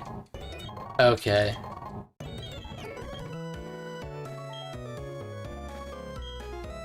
I feel like I'm good for now. Like, I keep saying it, and it's like, you know, if you enjoy Nuzlocke, that's fine. I don't have any problem with people doing Nuzlocke. It's just more like... Oh, wait a second. Berries. Oh, happiness berries. Okay. No thanks. If it was Moo Moo Milk, I probably... Oh, wait, we can get... Can you buy Moo Moo Milk from this place up north? I want to get Defog, though. But, like... It's like, Nuzlocke sounds so not fun to me these days, because it's like, you have to grind if you want to win. And it's like, why not just play a casual playthrough where you don't have to grind, though? Because then you don't have to grind. You know what I mean? It's like... To me, like, the best... Like, it is nice having the out in a lot of RPGs to grind in order to get past an obstacle, but typically, when I play through RPGs, I end up being under-leveled compared to what a lot of people say. And get around that by just, like, playing well, I think. Not to, like, toot my own horn or anything. It's just, like... Because I think people who flex about being good at like, turn-based RPGs, it's, like, kind of weird, you know? Like, because there's not really, like... I don't know. There's not, like, much of an indication of, like, you being good at it, per se, besides, like, I can do it without dying, or, like, you know, whatever. But it's not like action games or whatever, where there is, like, a technical skill element to it. My point is that I feel like the best RPG experiences are ones where you don't really feel pressured to grind a lot of the time. Especially when grinding consists of just pressing A over and over again, which it does for a lot of old school RPGs, and like Pokémon, for instance, grinding is like that. The thing with Pokémon is that they're balanced so easy most of the time where you don't need to grind to like, smash the game, basically. But then you have games like... I always point to Digital Devil Saga, because that duology is, like, one of my favorite ever. Like, one of my favorite gaming... Like, it's two games, technically, but I would say that duology as a whole is, like, one of my favorite gaming things. Period. They're so good. From, like, pretty much every angle. And what I like most about those games, and this applies to a lot of Atlas games, kind of in general, is that a lot of... Like, you could probably grind stats to bypass blockades, but more so it's you're grinding in order to acquire new skills, for the most part. And that those stats are really only going to get you so far, in my experience. Like, in DDS1, I guess I should have checked if this was referring to hard mode or not, because I didn't play hard mode, because you have to beat the game in normal mode to unlock hard mode. But people were saying, like, for the final boss, it's, like, recommended to be in the 50s or something, or, like, maybe 60s, or something crazy, level-wise. And I was, like, in the high 40s, like, mid to high 40s, and I beat the final boss, just with, like, good movesets on my characters, and just, like, playing smartly. You know? And that, to me, is more satisfying than, like, just grinding levels to, like, make number go up, and then beat the boss without really having to think at all, you know? And to add to that, random encounters in DDS require thought to an extent, and that can be annoying at a certain point. I felt that a little bit with Sea of Stars, like certain battle systems that require you to be almost too engaged, it can cause battling to become, like, it can just kind of feel repetitive in a bad way. But I don't know, there's more problems in Sea of Stars beyond that I think cause it in that particular game, because, like, in Persona, for instance, I mean, those games aren't, like, particularly difficult, per se. On the harder difficulties, the enemies and bosses are very spongy, but largely the grind is specifically just for levels, stat inflation, as it were. But I don't know, I like the battle system in just like Mega 10 games in general, to where it's like, I don't know, I don't mind the grind if the battle system like requires some kind of engagement in the grinding process, and it's not just mashing A, you know? Oh, what's up, Gustavo? Back from having a quick bite, nice. Yeah, I had a little bite to eat beforehand, thankfully. Oh shit, I had a fucking seltzer here. Want this ASMR, though?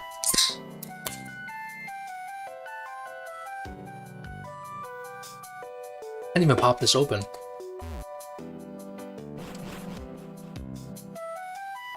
But, yeah, I was just talking about, like, grinding in general. Because I was saying, like, if you nuzlocke a Pokemon game, the assumption is that you're gonna grind, or gen in rare candies, but it's like, to me, it's like, why not just play the game casually and not grind, kind of thing, you know? Because for me, like, JRPGs, it's all about, like, I don't mind a grind here and there, because I can put on a podcast and just kind of, like, do it, kind of deal. In fact, I'm kind of looking forward to that with Persona 3 Reload, assuming there is some level of grinding required for the harder difficulties, potentially. But, like, what I like is, if you're able to pull things off, if you're able to, like, beat certain bosses under-leveled and not have to grind, then that is a plus. Whereas, how do I phrase this? Let me check this other one real quick. Like, I don't know, I like the player agency there, where it's like, okay, this challenge is too hard. Is it a matter of I have to grind levels and like I have to inflate my stats, or is this something that I can make up for with strategy to some effect? They just popped a super boss in front of you in one of the Atelier games. It's optional, but it's right there, and you're close to finishing the game. Yeah, I was just saying how, like, I think a lot of the times when I play JRPGs in particular, I end up being under-leveled compared to what a lot of people suggest. Most recently with Persona 4 Golden. Still unsure what level you're supposed to be. Early Atelier encouraging the player to craft broken equipment. Interesting. I still need to check out those. I need to figure out when I'm gonna eventually check out those games to some effect. But I don't know, it's a tricky balance, because, like, you don't just want grinding to be mashing A, because that's, like, that's not fun, like, at all. I find the grind to be fun when the battle system is, like, requires something out of you, like in the Mega 10 games, where, I don't know, people will diminish, like, you know, the Persona battle system, or even Press Turn to an extent where it's like, oh, it's just hitting the weaknesses. It's like, well, that's more than can be said for most JRPGs, dog. Like, what? Like, at least it's not just mashing fucking A, like, attack constantly. You're actually having to, like, think, okay, what was this guy's weakness again? And even if it remembers it for you, it's like executing the right order of operations, as it were.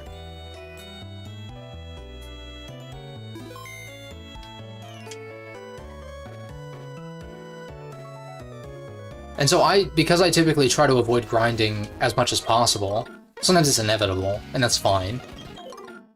To an extent. I did complain in my Persona 4 Golden video that on very hard, when the modifiers are like low EXP, low money, and really like tanky enemies, the grind felt like really bad because it just took forever. It's like I know approximately the threshold I need to be at level-wise, but it just takes like way too long to get there because of the EXP curve when it's on low.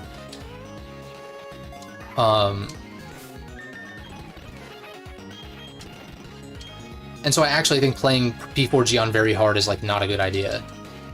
You're better off playing on like actual hard because it has an EXP curve that is not dog shit.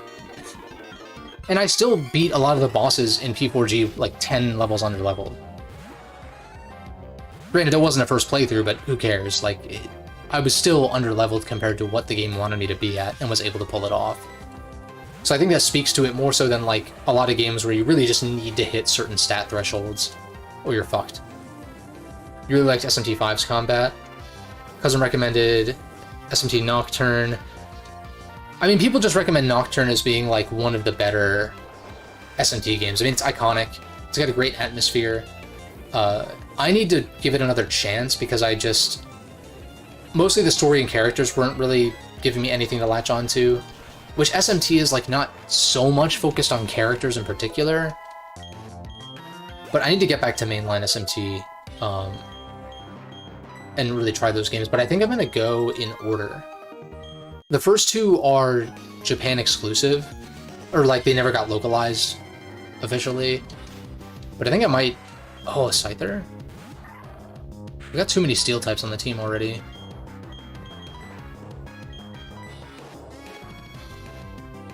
Actually played and finished Atelier Shaylee. That actually had a better EXP and item drops on a harder difficulty. That's something that I also mentioned. I know my P4G video is marked as spoilers, and I don't know that you've played through P4G yet. But I mentioned, like, I feel like a lot of the time when you play on a harder difficulty, usually it's at the like it's to get better rewards, you know? You haven't played P4G, so I understand not watching. Once you play through that, and if you want to watch my video on it, it's like I talk about the EXP curve a lot in that, beyond like all the spoilery stuff that's kind of intermingled in there. But what was I saying? Yeah, it's like like P4G has a toggleable. If you're playing the Switch port or the PC port, like basically anything that's not on the Vita, you can. Well, I think on the Vita you can adjust certain aspects like damage given, damage taken, EXP gain, and money gain at the beginning of your playthrough. But in the most recent ports for Switch, PS4, Xbox, and PC for Steam, you can adjust those whenever. So if you're finding it to be too grindy, then you can change it. If you're finding enemies to be too tanky, you can change that whenever you want. And so it's customizable in that way. But my like kind of weird like goal with P4G is to like find that sweet spot of like the perfect difficulty setting to play on for me. And I think it's hard mode by default, because I played very hard, which is low EXP gain, and that was so unbelievably grindy I wanted to die. Like I cranked, like it was so bad that I cranked the EXP gain from low, there's like low, normal, and high. I cranked it to high for when I was grinding because it was just taking forever. And I feel like if I had set it to normal initially, which it is on hard by default, like the hard mode settings or whatever, then I would have been on a better curve in general. Even if I was able to beat the early bosses under-leveled, because I was familiar with how they worked.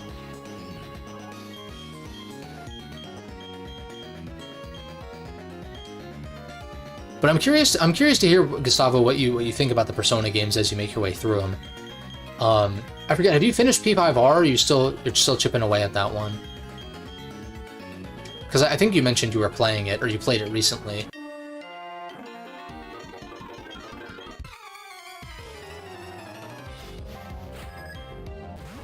Tauros and Miltank. Accidentally walked into a post-game boss in Atelier Shaylee, and somehow managed to get the boss 3/4 health, and got destroyed 2 turns after. You're chipping at P5R, gotcha. See, that's always a satisfying thing too, is like beating a boss earlier than you're supposed to. It's like I did with Base in Battle Network. But then again, in action RPGs, it's different because you actually like have agency as far as dodging attacks, you know? Like, I remember in The Witcher 3, which the combat in The Witcher 3 is not like the greatest thing ever for sure, but I remember going into the swamp and finding a golem that was like, you know, it had the skull next to it, it was like way over leveled for me, and I just like didn't get hit and just like chipped away at it for way too long. Is that great combat? No. But it did feel satisfying to an extent, like beating that boss way before I had any right to. Oh, and then you destroy the actual endgame boss very easily. Nice, nice. Yeah, it's like sometimes you can kind of feel out whether or not a boss fight is doable if you're doing it under-leveled. Sometimes you just get wiped instantly and you're like, yeah, no, I need higher stats or I need better equipment or whatever. But if you're able to get like, yeah, 3/4 of the way through, and you have a strategy that actually works to get it down that low, assuming it doesn't have like an insta-kill thing, then, yeah. like then you just kind of feel tempted to go for it, in my experience.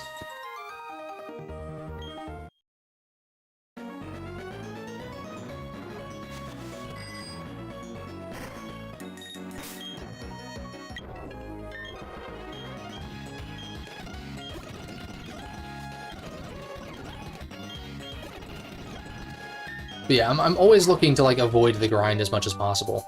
But as far as like, oh, but what do you think of P5R so far? I'm curious. Like story-wise, gameplay-wise, whatever it might be. The game is too long. I'll say that. And I think I mentioned before that like P4 and P3 are not quite as long as P5. Some endgame bosses in the Dusk Trilogy have this debuff that weakens you every turn. And that, whoops, this cut off of that. Ended up killing you in the second game of the Dusk Trilogy. Interesting. That just reminds me of like some bosses that'll like, I don't know, my mind instantly jumps to like the final boss of Final Fantasy VIII, who in their final form will like, they have this attack that'll set everyone to 1 HP, or like all of your party members to 1 HP. And that can be difficult to work around if you don't have like a kind of a strat set up. That boss is kind of cool though.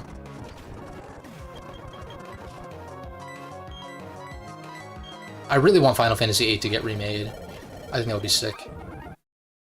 I feel like P5R is really long. I feel like if you played base P5, you'd think you would have less critiques against it. You'd be surprised. There's some really beneficial gameplay stuff that P5R changed, like, in base P5, your party members didn't start out with being able to baton pass. You had to unlock that through your confidants first. Gun ammo didn't replenish every battle. Not that you're probably using your guns that often, but it used to be that your guns would have a set amount of ammo for that infiltration of the palace. And so you had to either use it sparingly or like not use it at all, or you would run out and then just like not have any options to refill it. Obviously there's like the darts minigame to power up baton pass in, where is it at? In Kichijoji. Yeah, the gameplay changes are huge, and P5 vanilla is still very long as well. You like the character's dialogue gameplay? How far in are you? Like what palace are you on right now? I'm curious. Because the added semester in P5 is really good. I still think the story kind of has some issues, but I won't get into that right now.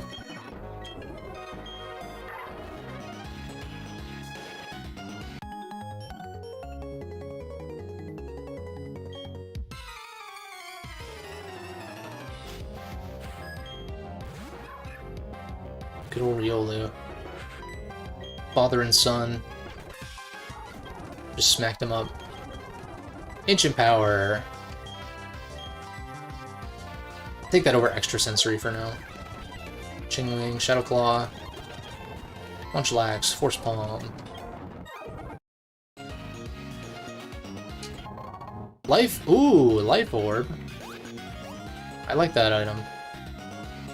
I mean, I like it better when you have a Sheer Force user that doesn't get hurt by it, but... Life Orb is still nasty. It's just like in-game, I feel like Life Orb is kind of unfortunate because of the damage you have to take. Peony. I should have figured you would have lived.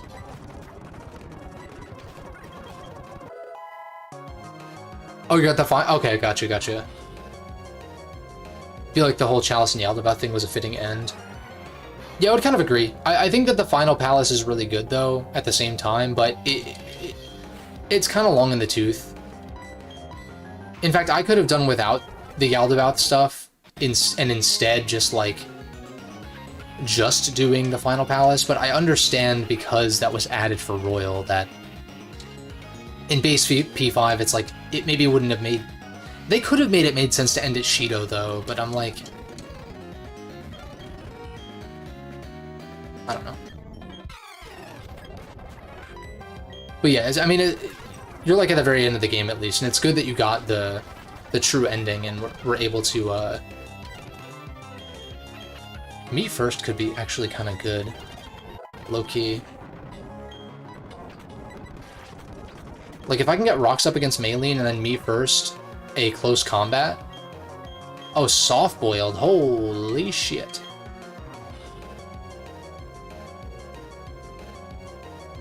Soft-boiled or Wish? Or both? Both? I mean, I'm probably gonna sub one of these out. Wish or... I mean, Wishes we can pass, whereas soft-boiled we can't. Charm is good, because it's -2 attack. What was I saying, though?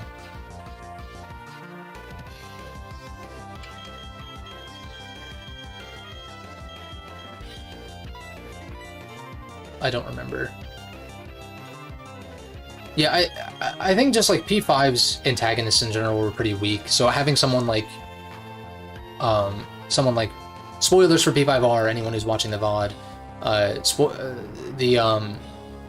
Maruki being the I probably should have said this before, I don't know if I said Maruki before, but having Maruki be like an actually built up antagonist that has motives and has a connection to your character and stuff, I think was good. You can compare it to some post-game segments in Atelier games, where there's some extra story bits. You got the full experience, but you want to start another game. But you want to see the extra stuff too. That's fair. Yeah. I think that makes sense. Charm. I'm gonna... Dude, soft-boiled's so good, though. I feel like Wish is probably better, though. I can always reteach this once I get to Pastoria.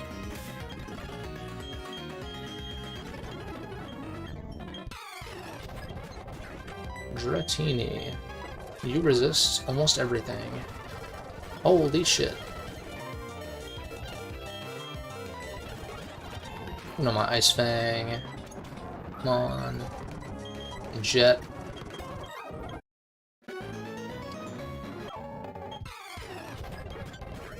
Clef.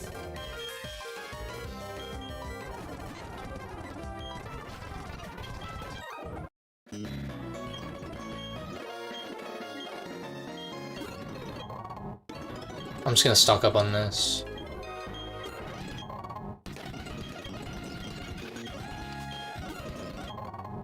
I might get like... I get like 4 dozen. Right, let's go back and heal.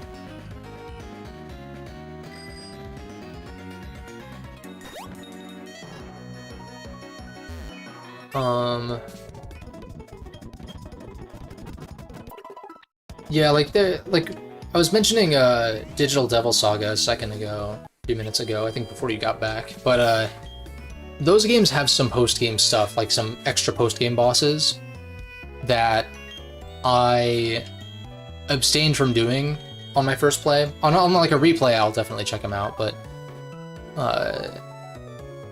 it was one of those things where I just decided to bail. Because like I felt like satisfied with the main game and all that, and it's like I can always come back to this game on my current save files to like do the post-game shit. But in those games instances, I kind of want to hopefully be able to wait until they get officially re-released. I know when Atlas did their poll for games that people wanted remade, that DDS was pretty high up there. Digital Devil Saga, that is, not Digital Devil Story. But I'm like, I don't know, I don't really feel like those games need remakes, per se. Like, the only thing is, like, do away with truly random encounters, and make the protagonist not a silent protagonist. I think that's, like, those are, like, the biggest things that I would want changed in DDS. But it's not really, like, entirely necessary, I think, either. It's not like P3 that has, like, I've said it time and time again, there's so many, like, questionable systems in the original P3 that, like, do kind of give it a sense of identity in some ways, but I just don't think a lot of the systems in practice were, like, the right call. Alright, can we land a Will-O-Wisp? Yeah.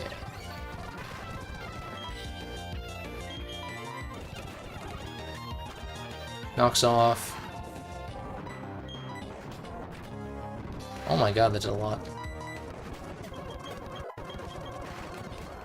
Rampardos, I think you just... Oh, you almost died to that.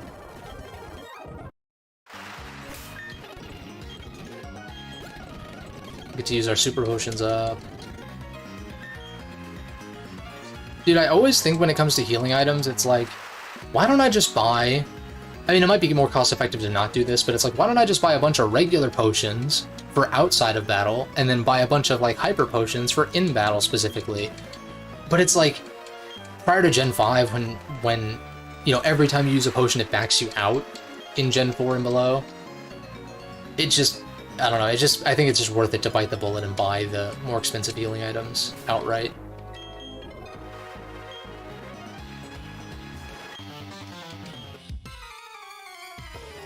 No, I got you. So, the Ryza series is what got you into it, Ryza 2 specifically.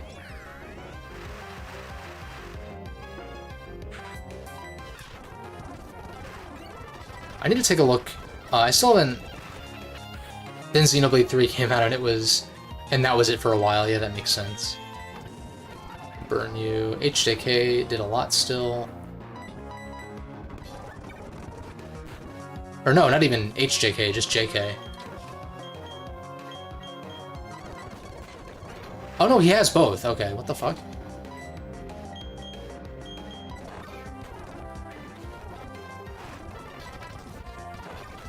I'm gonna die to burn anyway, yeah.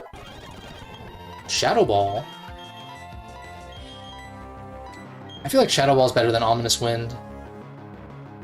But Nier alongside P5R and still haven't played it yet. I haven't even played Nier. I know I probably should. It's just one of those where I'm like, I'm not entirely sure if I'm gonna like it or not. I'm not really sure. I know it's like critically acclaimed and stuff like that, but I'm just torn on it. I think it sounds like the type of game that's worth playing for the story, but maybe the combat isn't the deepest thing ever. Which isn't the worst thing for me, as far as action games. Like, I don't mind a shallower combat system, per se.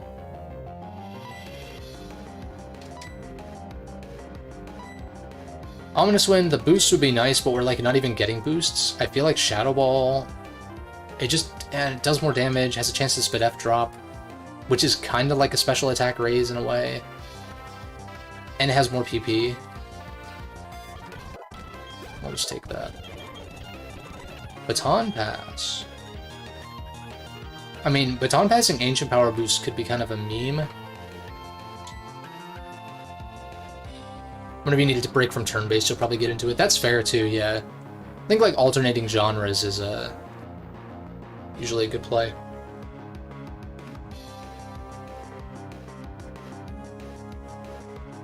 Like, I like to alternate between, like, you know, strategy RPGs, action RPGs, traditional turn-based RPGs. It's like, you know, I finished Genealogy, and now I'm playing Golden Sun, which is like more of a regular turn-based game. I probably should start like some kind of action-y game, or like just like a non-RPG. Knock one of those out. So I've got a couple in my backlog that I want to check out. Baton Pass? I feel like this is just a meme, really. Like, I don't know, I guess as long as I'm running Ancient Power, I could throw Baton Pass on here. Sure. Like, if I get the boost, then I can pass it and sweep or whatever. But realistically speaking, in the long run, it's going to be Air Slash, Moon Blast, maybe Ancient Power in like a status move, or if we're choiced, then 4 attacks. Straight up. The Primest of Apes. Go into this. The Leech. Oh, he might be... Oh, he's Vital Spirit probably, though. So I gotta be careful. I just Giga. Hitmonchan. You're gonna have the punches, but it is raining, so Fire Punch is not gonna... Oh, Ice Punch, though. That's where Thick Fat could have come into play, potentially. It's probably Iron Fist, though, so... But alright, it's time for Smug P to put in some work. Wait, never mind. It didn't occur to me. Oh yeah, Ice Punch. Duh. Whoops. Alright, I guess we're gonna... Black Glasses. Yeah, I feel like we're hitting the point where Venusaur is gonna start falling off, unfortunately. Because of that lack of Thick Fat. I could breed for a better Bulbasaur. Yeah. I mean, Smug P was underleveled, and I was like, wait, Ice Punch. That was a bad play.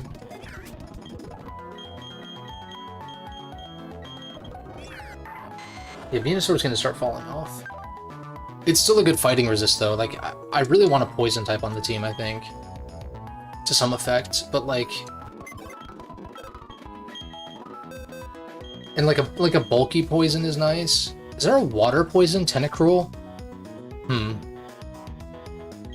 Well, okay, I have too many waters on the team anyway, but it's like, if I got a Tentacruel or something... So about these two, and then I can swap, like, Mamo onto here or something. Because, like, Mamo is a decent replacement for Venusaur. It's thick fat, it's got, like... You know, it's pretty bulky, hits hard, it's a physical attacker, obviously, but it's weak to fighting, and that's, like, the main thing. My team is very weak to fighting right now. XG's new abilities make it really up the difficulty a bit, as someone who has been out of the Pokemon loop for a few gens. Battle also has themed trainers. Oh, Mount Battle has themed trainers, yeah. I seem to remember that too. I know, I want to say, I think Mount Battle in one of them is for, like, EV training, where, like, each tier of Mount Battle is, like, HP EVs, attack, defense, special attack, stuff like that. So the intent is, I guess, to, like, unlock all of them, and then if you want to EV train for, like, end game, post game stuff, you can do that pretty easily. I never really had much of an issue though, just like building just playing the games like I normally do. I don't remember really having to grind much either. Which evolution are you running in XG? I'm curious. That's one of my favorite parts of XG is your starters in EV. So you have like lots of, there's like, you can build your team in so many different ways just based on your starter. Also, battling evolved Pokemon is a plus, better EXP and stuff. Yeah, facts. What am I thinking here? What nature are you? Neutral with Technician. So Technician is nasty. Oh, you got Flareon this time, sick. Especially because Flareon, I'm sure, is buffed in some ways too. The big bummer with Flareon was always that it's a Gutsmon, but you can't use Flame Orb. Like, you can't burn yourself, which is always the status you want with Guts Pokemon. Because, you know, Toxic Orb... Well, then again, Flame Orb and Toxic Orb I don't think exist in Gen 3. But, like, Toxic Orb, you know, you take more and more damage over time, which is kind of a shame.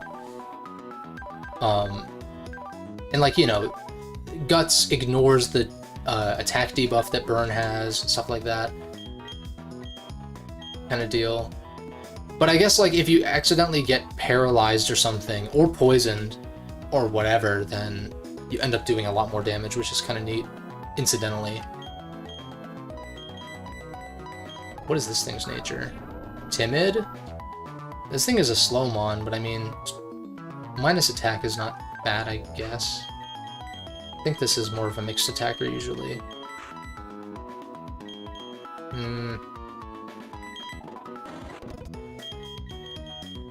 I'm just like, another fighting tank would be nice. And I'm like, Metagross? I feel like that's a lot of steel types, though. Like, too many.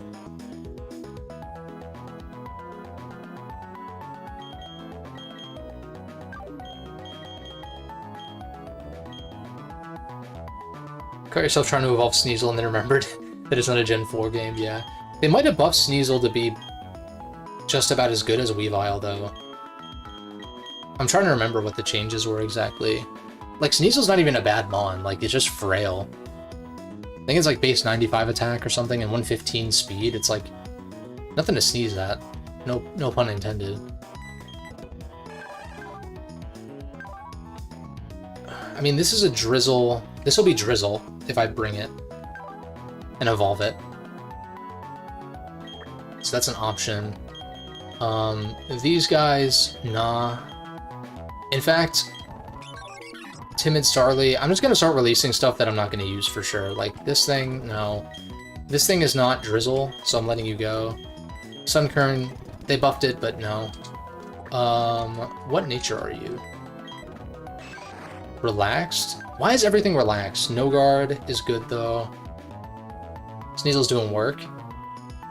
Never worked. Yeah, I mean, like, I'm pretty sure it was buffed, so I mean, that's definitely gonna make a big difference for sure. But I've always loved Sneasel, but then when Weavile came out, I'm like, I think Weavile is usually my go-to when people ask what my favorite Pokemon is, period. I think that's still the case, but I've got like a handful that I really like a lot.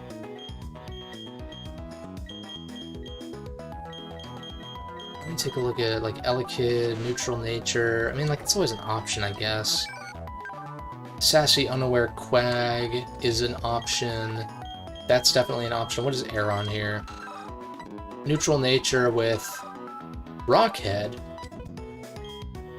which is better than Sturdy in this gen because it's not Gen 5 Sturdy. Electrike, I don't know if I checked you. Lonely? I don't know, man.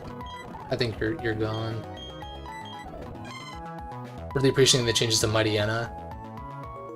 Oh, it's got Moxie. Oh, so they did introduce... that's right, they did introduce abilities that didn't exist in that gen. Yeah, Moxie is nasty.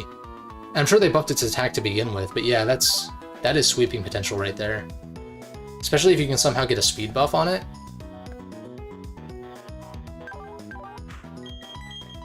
Ampharos.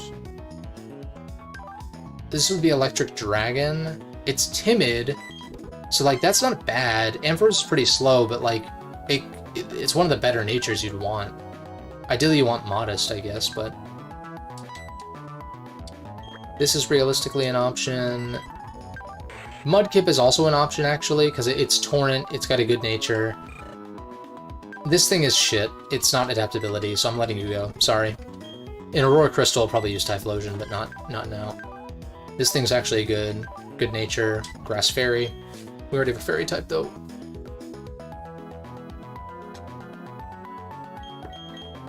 Let me see here. Mightyena is your favorite doggo. Just looks so good. Yeah, it's one of my favorite designs from that gen. It's such a shame that it's, like, not very good, usually. But whenever ROM hacks buff it, it's usually a pretty big threat. Quiet Nature's really unfortunate for you. This is gonna be Dragon Fairy. So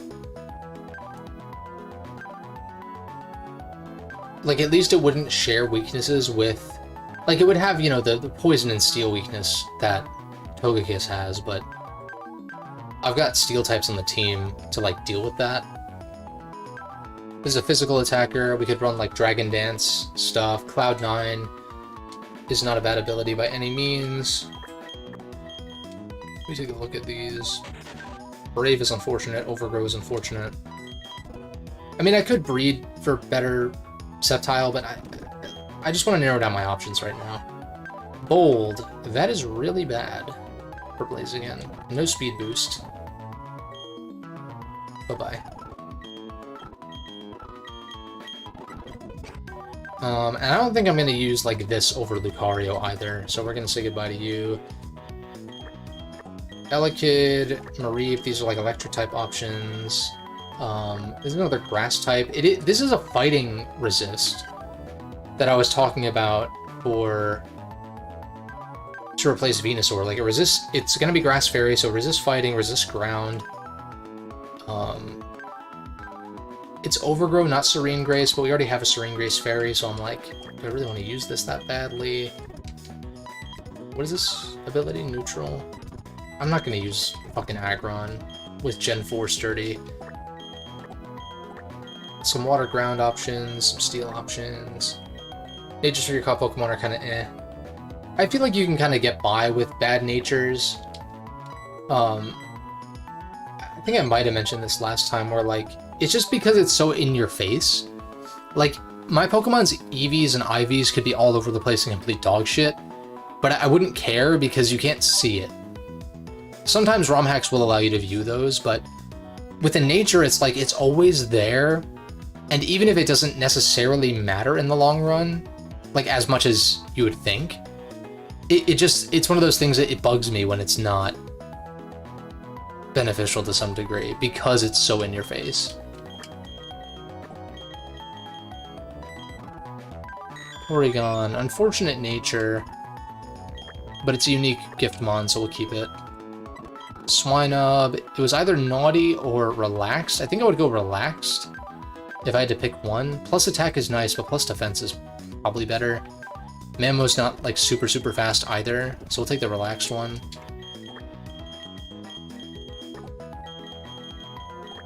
This is probably going to go on the team for sure. Manaphy, we'll keep you over here. Water type options. Ghidorah. I wish you were Levitate. If Ghidorah was Levitate, I would keep him on the team. Or I guess he would be Solar Power right now, but I feel like Rotom Heat is better, just by virtue of having Levitate, even if this thing might end up having better stats, actually. And then we could run a different Rotom instead. Oh, actually, this thing is tanky as fuck, never mind. But I mean, this is not fully evolved yet, to be fair. Arrow could be useful. This thing having Technician is nice. We do have a Metal Coat, so I could put Scizor on the team if I really wanted to. Technician with Bug Bite already.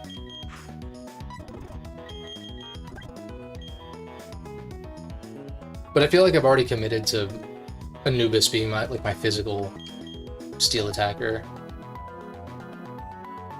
And then if it ends up being hard to use, then I'll just sub in Beldum for it or something.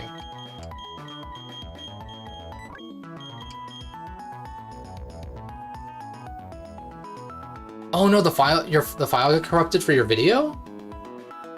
That sucks, man.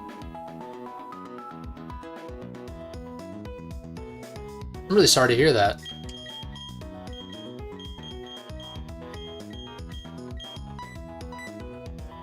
I mean, I don't know, I hope you have like an autosave or something that you can reload or something.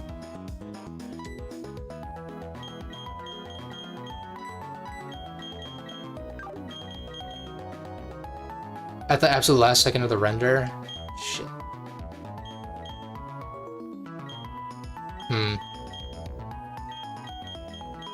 Yeah, it just sucks. I hope you didn't lose too much progress because of that, or you're able to, like, reattempt the render or something like that. After EV training for so long, it's either a preferred nature or go home. Trying to open your mind to other natures. Yeah, that's kind of where I'm at too. But it's more so like, outside of my starter, who I would soft reset for a good nature these days, except I didn't for Empoleon because I didn't think about it. It's usually like, okay, if you have a good nature and your type is complementary to my team comp, then you'll just go on the team.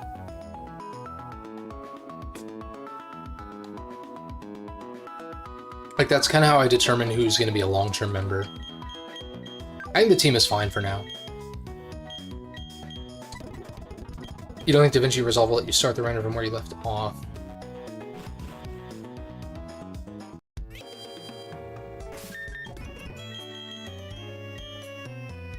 Yeah, I use Adobe. And I've been fortunate enough, knock wood, to not have render issues as much. It used to be that with Adobe, when I rendered in Premiere itself, it would give me issues sometimes, but then when I used Media Encoder, which is like an external program that they offer, it almost always works just fine. Types do play a bigger role, yeah, for sure. But it's like, natures are so nice because they're just a passive buff on a stat. It's not like EVs, like IVs are kind of the same way, but like it's not like EVs where you have to train them. It's just like, boom, you've got 10% more and 10% less on, you know, respective stats.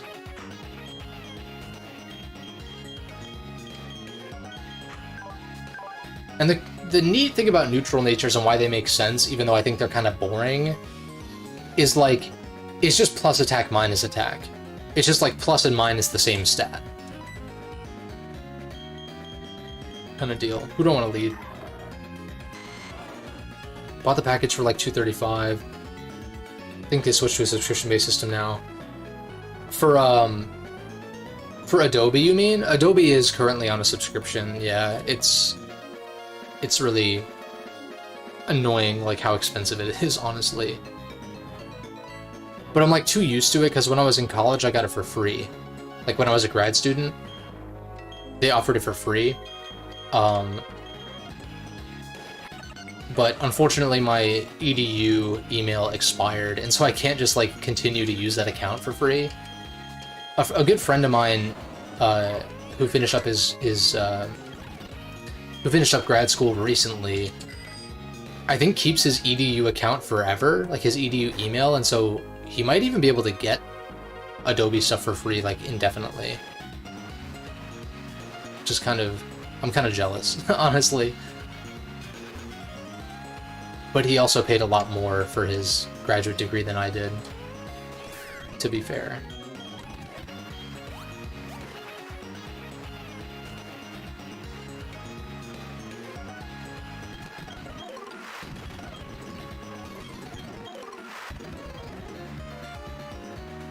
But yeah, like, I've thought about switching over to other programs that are cheaper, though. It's definitely enticing. Gliscor could be kind of nice on this team, though.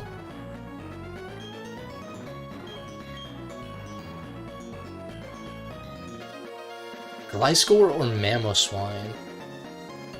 I mean, Gliscor is a fighting resist, which is what I was talking about. Where do I find Glygars? Pokemon changes, no. Wild Pokemon?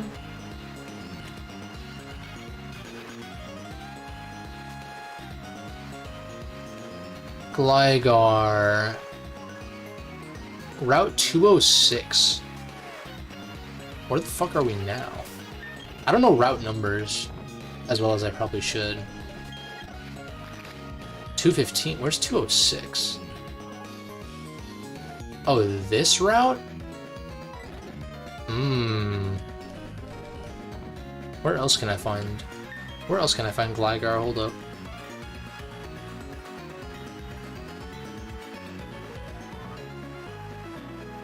$227.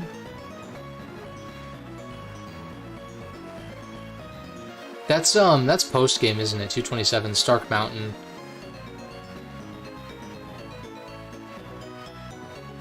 Yeah, I want to say 207 is post game. Put this at the bottom. Let's put the Verse Seeker towards the top. The town map closer to the top too. 225, yeah, 227 is over here somewhere. Yeah. That's why a friend of mine told you to get Da Vinci. Script being free for what it offers outside of the extra stuff when you pay for Studio. But it can have issues. Yeah. Yeah, those are all good points. It would be nice to not have to pay for my video editing software, that's for sure.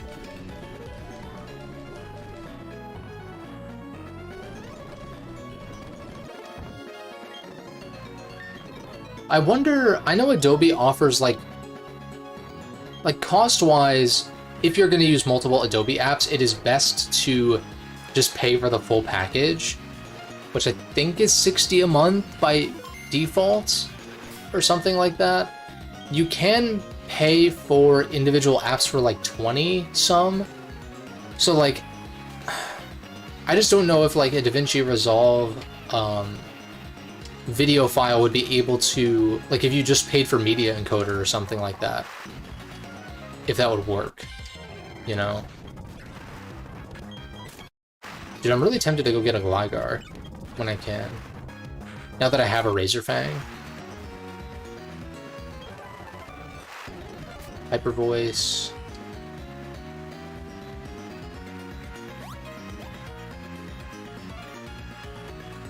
Well, you don't battle except in the morning, right? Yeah.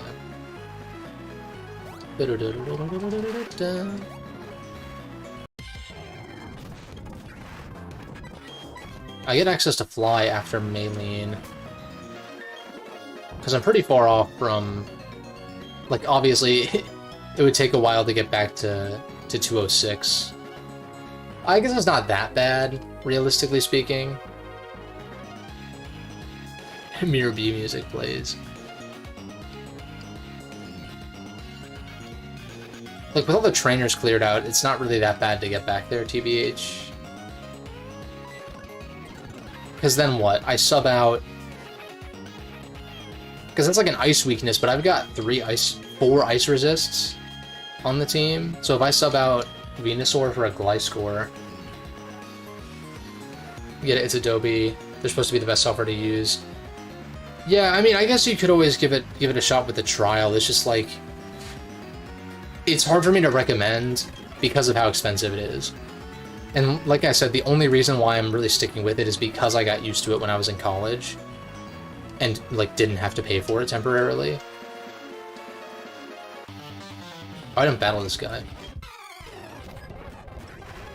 What choke?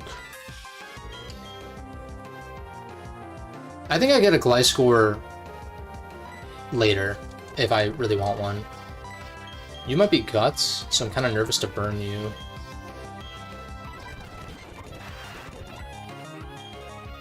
And then again, having a Gliscor for Maylene is going to be potentially really good. It's that fighting resist.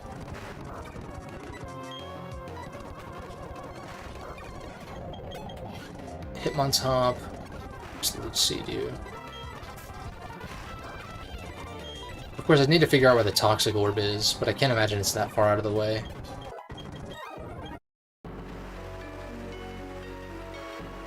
Oh, why did I close out of the docks?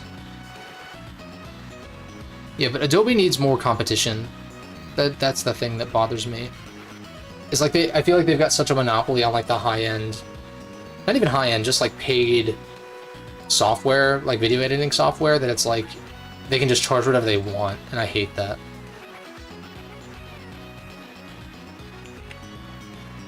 Toxic Orb, Galactic HQ, Veilstone Game Corner Prize. Galactic HQ, I wonder if that is, like, by the entrance. Here's what we'll do, as far as Gliscor. Let's get to Veilstone. Let's see if the Toxic Orb is obtainable without but like before the final scenario kind of deal, or like, you know, when we're infiltrating the HQ, because there's a couple items I think we can get before then. What do I lead here? I think I lead these two. Files can differ depending if you're using Twitch VODs or more compressed MP4s. You're right on the money, yeah. Change the model for individual apps too, probably from what it was, because like I don't think you can buy individual apps. Like you have to. I think they charge like 20 or 21 or something dollars a month for. Oh, that's annoying.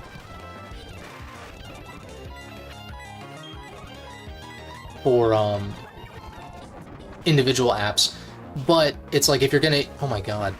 If you're gonna use more than 2 or 3 of them, it's kind of worth it to just pay for everything.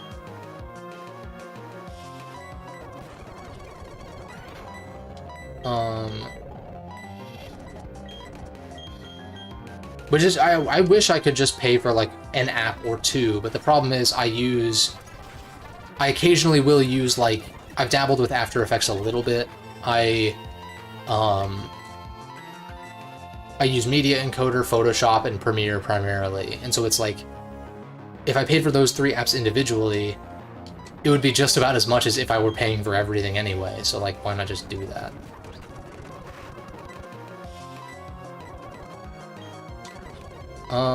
I think I just hope that this guy breaks through, or just gets air slashed to death, that's fine. So Venusaur back at Gardevoir. That's unfortunate. I had a feeling I should have fought these guys individually. Why would you do that?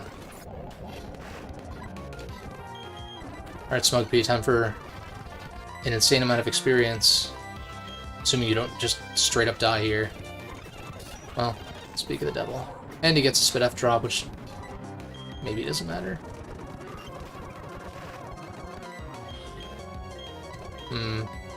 I think I lose. Yeah. See, the minus Spit F is becoming a problem. We're hitting the point where like the game is going to stop being as friendly to me for having suboptimal team setup, unfortunately. I haven't touched After Effects in years. I only just started dabbling with it a little bit. It's like, I don't know, that program is like so, like you can do so much with it, but it's so complicated to learn, I feel like.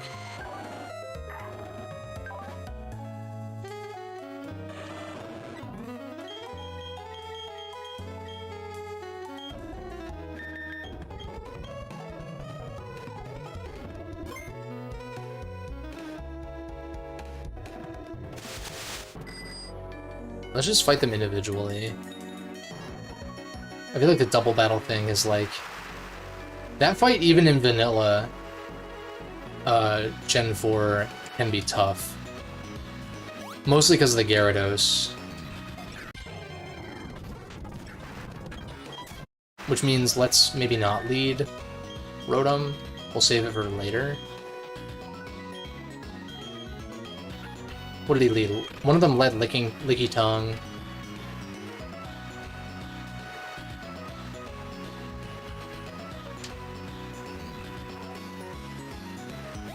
Empoleon underrated.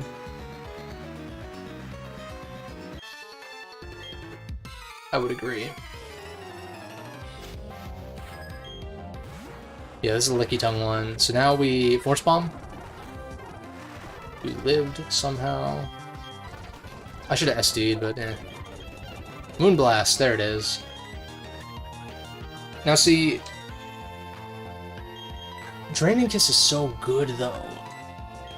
I'm like kind of torn, but like Moonblast with Serene Grace has a higher chance to drop special attack. Plus we have Wish for healing, so it's like I feel like that works just fine. We Shadow Claw you. I actually lived, which is crazy. Oh, I thought me first was priority, what? Maybe I'm thinking of something else.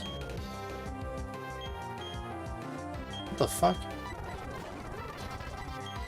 Kind of upset about that. Didn't want him to get knocked out. Ow!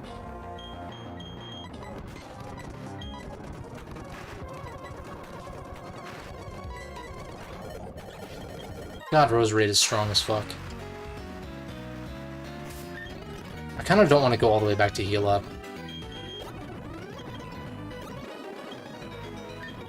In which case, I think I just lead... Let's just lead Regal.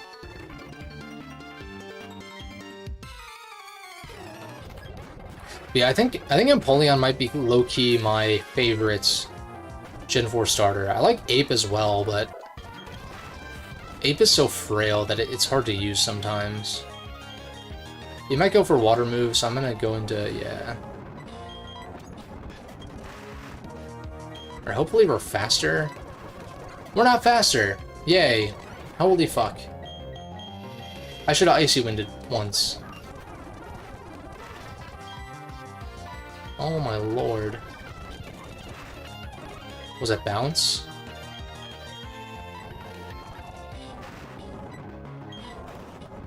We get the Scald Burn. I think we're fine.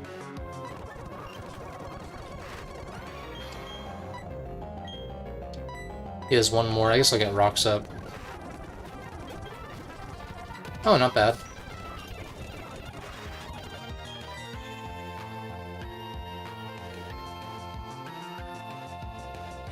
Have I seen the Pokemon game with that just used Dragon Ball characters? I think, you know what? I think I have seen that one.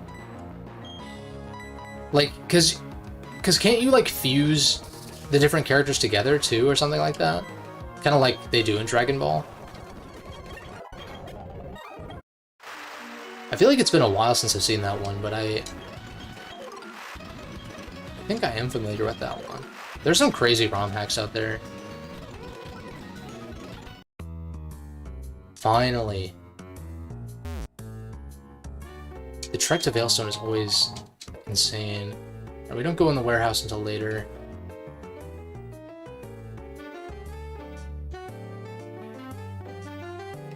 Do you give us an item or TM or something?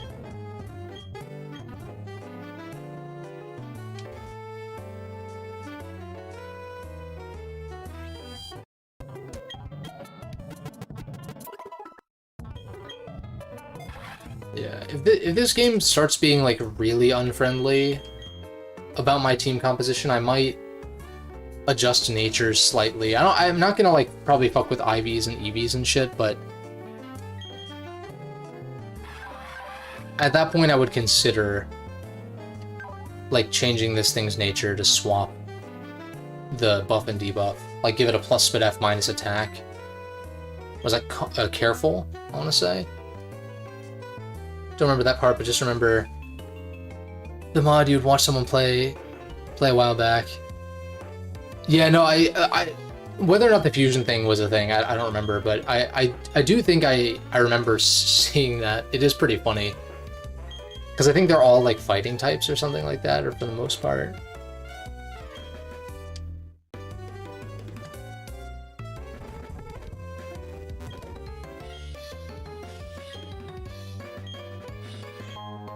Dubious Disc, so that's for Porygon Z, if I wanted to use that.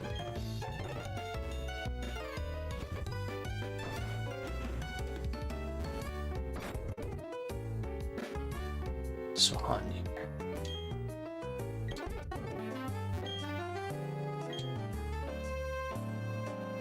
Oh, that's right, the Shellos, different forms. Blue Shellos is the best one, though, design-wise.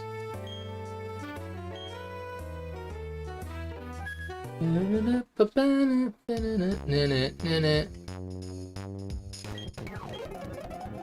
in the basement again? I forget what this is. Layers of poppins, don't care. Rage candy bars. Lava cookies. I mean, that's full heals. Just like cheap full heals. So yeah, fuck yeah, we'll just take a shit ton. Poppins, nah.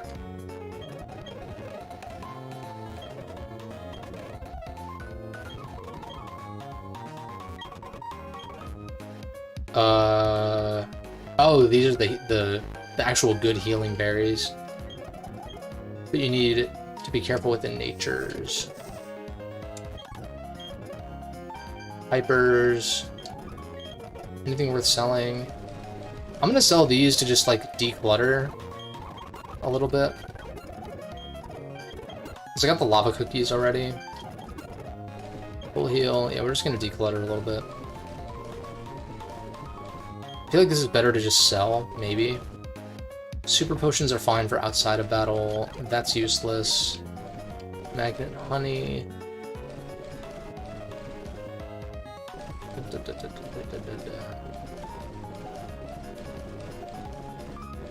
These power items, I might just deposit these in the PC. Odd incense, that's for breeding stuff. Smoke ball is shit. Star piece, blah. Yeah, I mean, like, I could sell the power stuff because I'm probably not going to use it, but... And I could always gen it in if I really, really wanted to. Escape rope. We'll take a few more, just for posterity. Super repels were good. I want to see, like, what TMs are available.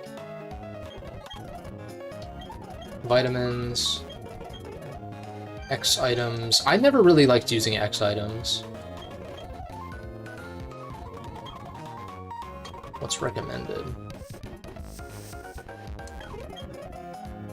Evolution stones. Okay. So in that case, I don't even need to hold on to my evolution stones. I can come back and buy some if I really need them. Let's get these out of my inventory then. Firestone. I feel like the magnet and like the individual what's it called? All these like type specific boosters are like kind of not worth holding on to. Thunderstone, let's get rid of. We can buy Dawnstones and Duskstones over here, right? Yeah. So we'll just sell these for now. The shiny stone I'll hold on to because I'm going to use that for Togetic. Metal Coat's good for evolution, same with this. Yeah, Twisted Spoon. No. Power items I'll deposit. Odd Incense? It's whatever, dude. I don't care. Black Glasses. I mean, like, that actually could be, like, not terrible. I really wish Sheer Force was in the game, because then I could throw the Life Orb on Feraligatr. It's not.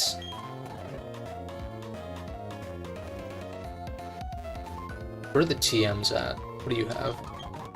Oh, they're just recommendations.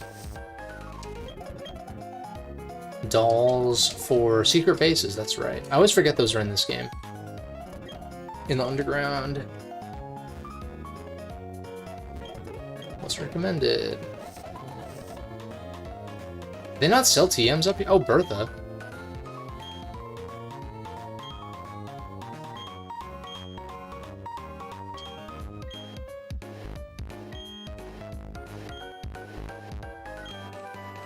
Oh, that's EQ, isn't it? Ooh, holy shit. Life score is looking better and better. Let's see if we can get that Toxic Orb or not. I should have taken the elevator.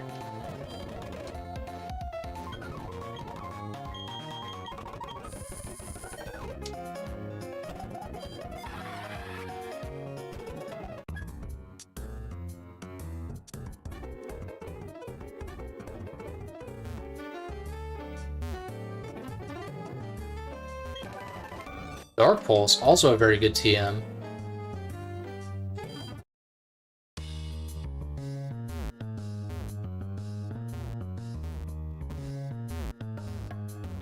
Oh wait, maybe I'm mistaken in that. I think I was just thinking about this item that you can see from the entrance, but you can't actually get. The Galactic Veilstone Building. Cosmic Energy for the win. What does that even mean? Cosmic Energy. Any hidden items? Alright, I guess the Toxic Orb is gonna be locked till, like, actually later. So maybe we just wait to get a Gligar until we actually, like, go through here. Because, like, yeah, we could get a Gliscor with Poison Heal, but without being able to poison ourselves, it's not gonna be, like, as crazy.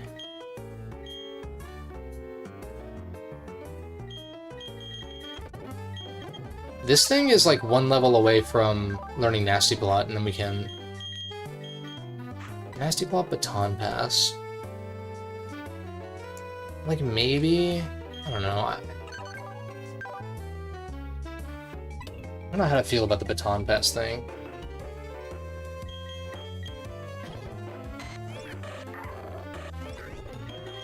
Need Rotom.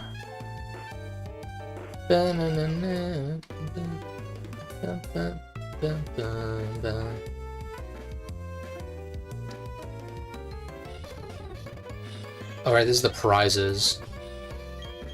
Focus Sash, Wide Lens. That's right, we can get a Toxic Orb from hitting the slots. Flame Orb, King's Rock. Some good shit. So that's an option. Where do I get the coin case? Isn't it over here? Also, I don't know if Dawn is going to fight us again. Oh, that's right. This is how... Yeah.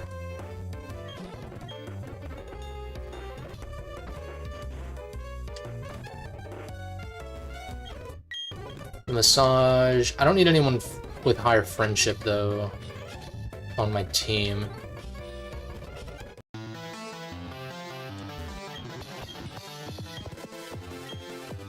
$500 coins for 10k.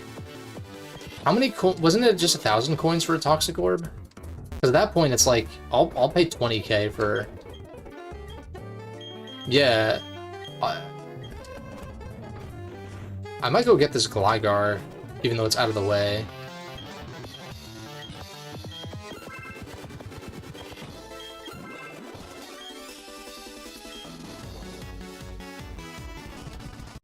Wait, is that Looker?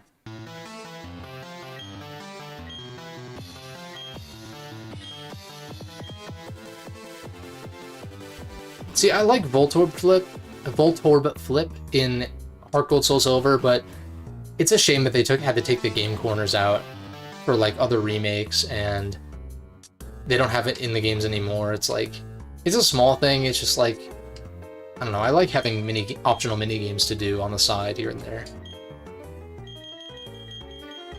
Toxic Orb, let's take it. Yeah. Gotta get that. I guess we're gonna get a Gligar. Are they gonna allow me to go south? Or is it gonna be blocked off? It's not blocked off. Quick interview. What would be the name of your gym?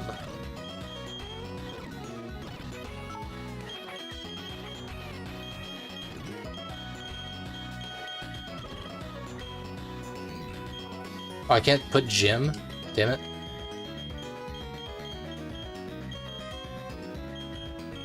Goodbye, gym.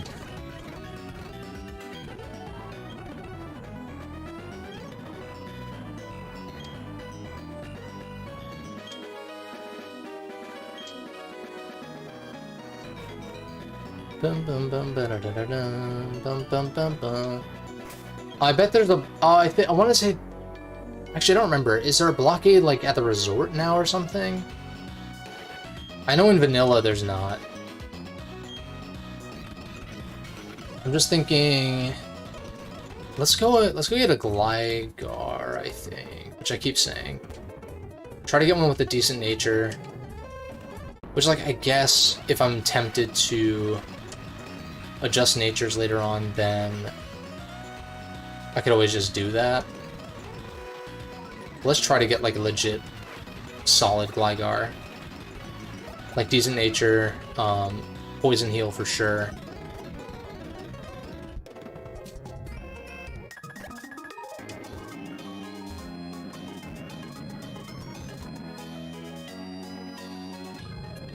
I'm just gonna use the speed up to get back there as quickly as possible.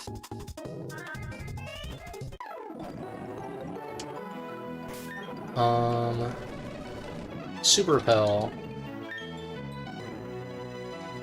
Also, I can't imagine that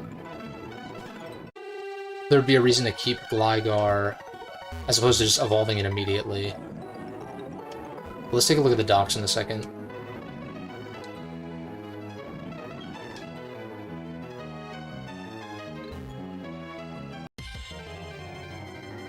Let's take a look at the docks.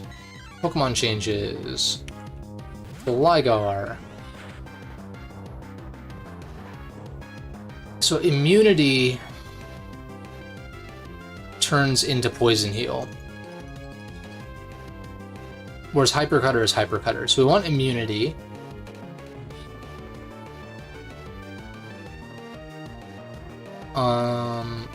Let's see here. U-turn, Cross Poison, X Scissor, Earthquake, which we have the TM for anyway. Sky Uppercut, Swords Dance at 43 for Gligar. Does Gliscor also learn this stuff? It does. U-turn, Cross Poison, yeah. So Gliscor learns everything that Gligar can. It can also learn Fly, which it normally can't, weirdly enough. Bug Buzz, Rock Climb. Okay, so we can just evolve it immediately then. And I think it evolves the same way. And thankfully it's nighttime. So we'll be able to evolve it immediately. I'm gonna lead this. Oops. Lead this so I can put it to sleep.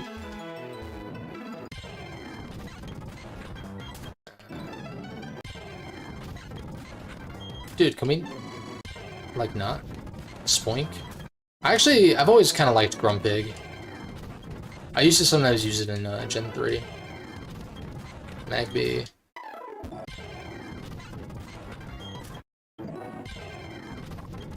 Numel.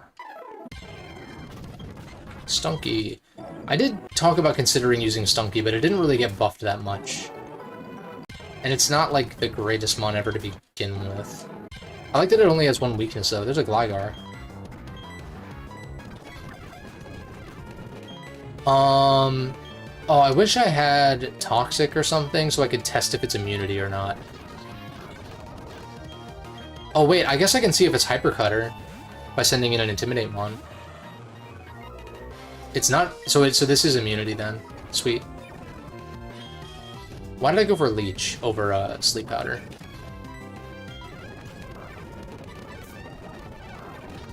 Alright. Now stay in the ball. Now stay in the ball. Stay in the fucking ball! Thank you. We'll hold off on nicknaming it. If that one is a decent nature, then we're already set. So let's head... I mean, I can catch this one, too. Let's send in for Alligator first. Okay, it's immunity. Because Hyper Cutter would prevent the attack drop. We sleep you. I feel like I just end up killing this if I click anything besides Leech Seed.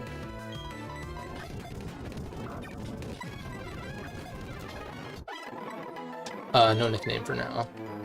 Alright, so we've got a male and female Gligar, both of which are immunity, or should be. And we just need to figure out their natures. If one of them is usable, I will use it.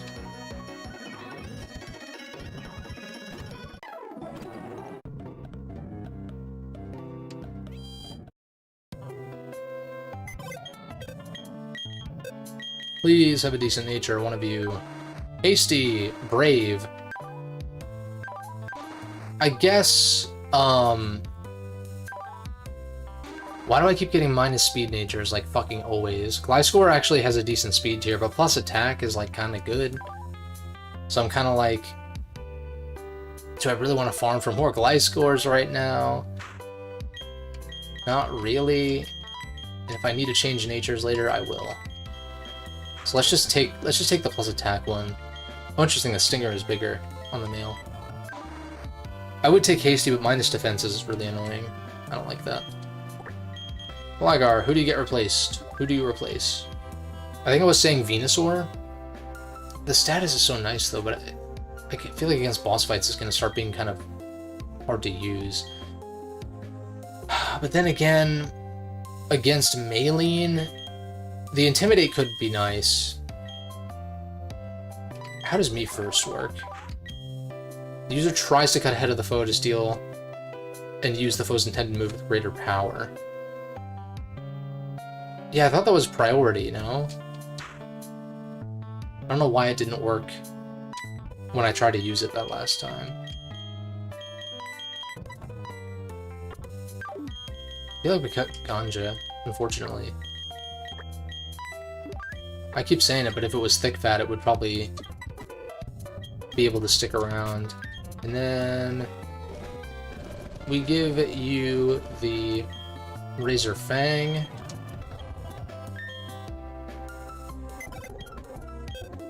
I mean, shit, I've got a soft spot for the Razor Mons, like Weavile and Gliscor, so it's like, maybe we run both of them. And I cut for Alligator for Weavile as my Dark type, inevitably. Move items. No, we want Cobra's PC. Oh, there's no inventory in here? Really? Why do I not remember that? Okay, I guess we'll just deal with the power items being in my inventory forever.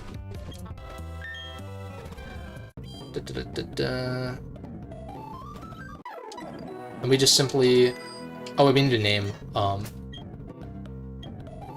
we need to name Gligar. I think I usually name them Bruce or Barbara, like, you know, Batman kind of deal. I don't mind Bruce.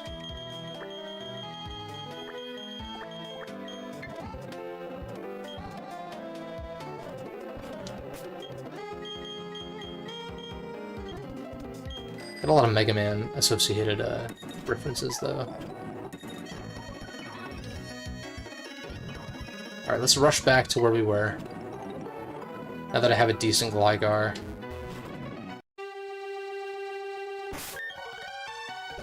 It didn't occur to me to set up a Super Repel. We just gotta level it up once, and then I can start EXP share training it, I guess.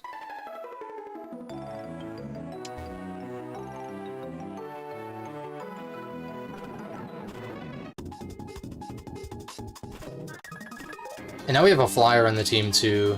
Even though, you know, Fly isn't, like, super optimal in battle. It's, like, one of those HMs that you kind of need to an extent.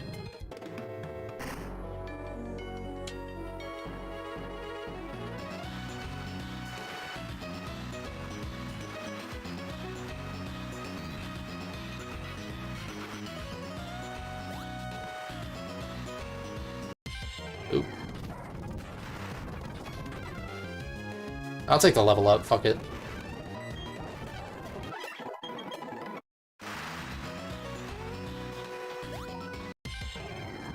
Cause yes, oh Mighty Anna, dude, that pose is so hard, dude. What a cool mon.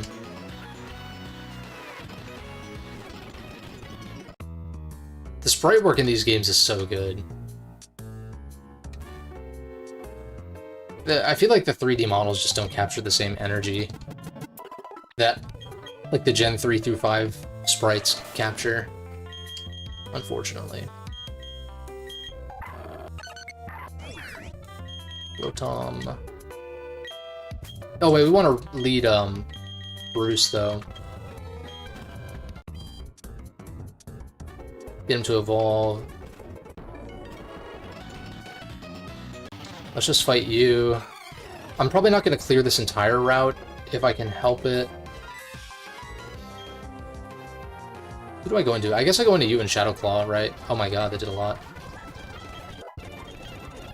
Nasty Plot, there we go. I feel like Nasty Plot Wish is probably better. But passing Nasty Plots... No, I feel like the healing is good. Chime Echo. I used to call this thing Chime Cho when I was a kid. It didn't occur to me that there was a... that the Echo thing was a thing. Giraffe. It's a giraffe. Okay, I guess we will heal. I can evolve my Togetic into a Togekiss now, though. That's good. I guess I can't get an Air Slash until Pistoria Move Relearner, though. Where was it? I passed it. Shiny Stone. Boom. That's an actual team member now.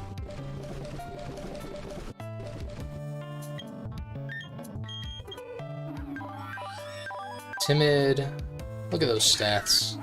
They're actually kind of mid, except for the special attack. Speed is actually pretty fucking good too, though.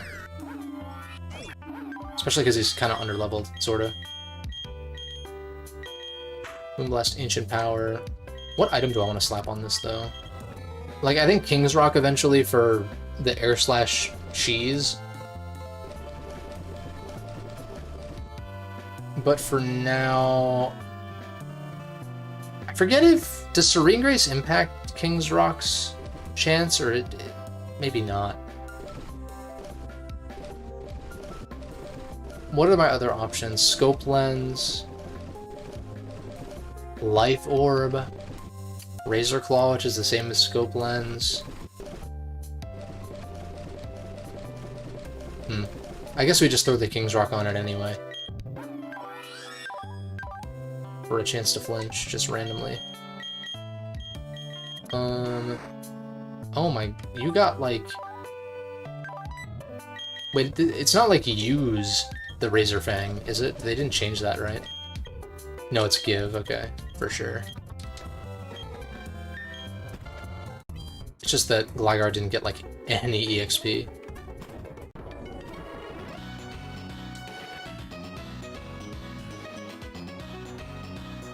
What would you like to see in a new Pokemon Coliseum, or would you even want a new one? I definitely 1000% would love another Pokemon Coliseum style game, especially if they like had a very curated dex like that. Like it would have to be like kind of structured similarly to the other games, where like you had limited options, but that like kind of created a lot of the difficulty because it was very curated. Kind of deal. Yeah, I'd absolutely love a third one of those. 1000%. It's never gonna happen, though. Because I don't think Genius Sonority is even around anymore, and I think Masuda, or one of the higher-ups at Game Freak, was like, said they had no interest in revisiting those, and it's like... It's gotta be because they're embarrassed that they're the best 3D Pokemon games still. That I feel like that has to be a factor of just like jealousy of like the creator of Pokemon couldn't make a better Pokemon game than this other company that was licensed the property. Not Arena Trap, thankfully. And what would I like to see? What would I like to see? I don't know. Like I feel like I'm not even really super picky with what I would want out of it. As long as it just kind of captures. I think a new region would make sense. Like, I don't know if going back to Ore again, even though I love Ore as a region, like, it's very grimy. It's got like this kind of grit to it that most Pokemon games don't. At the same time, I'm like, it would be kind of cool to like have a new region for that. I mean, shit, they could even do an existing region and just,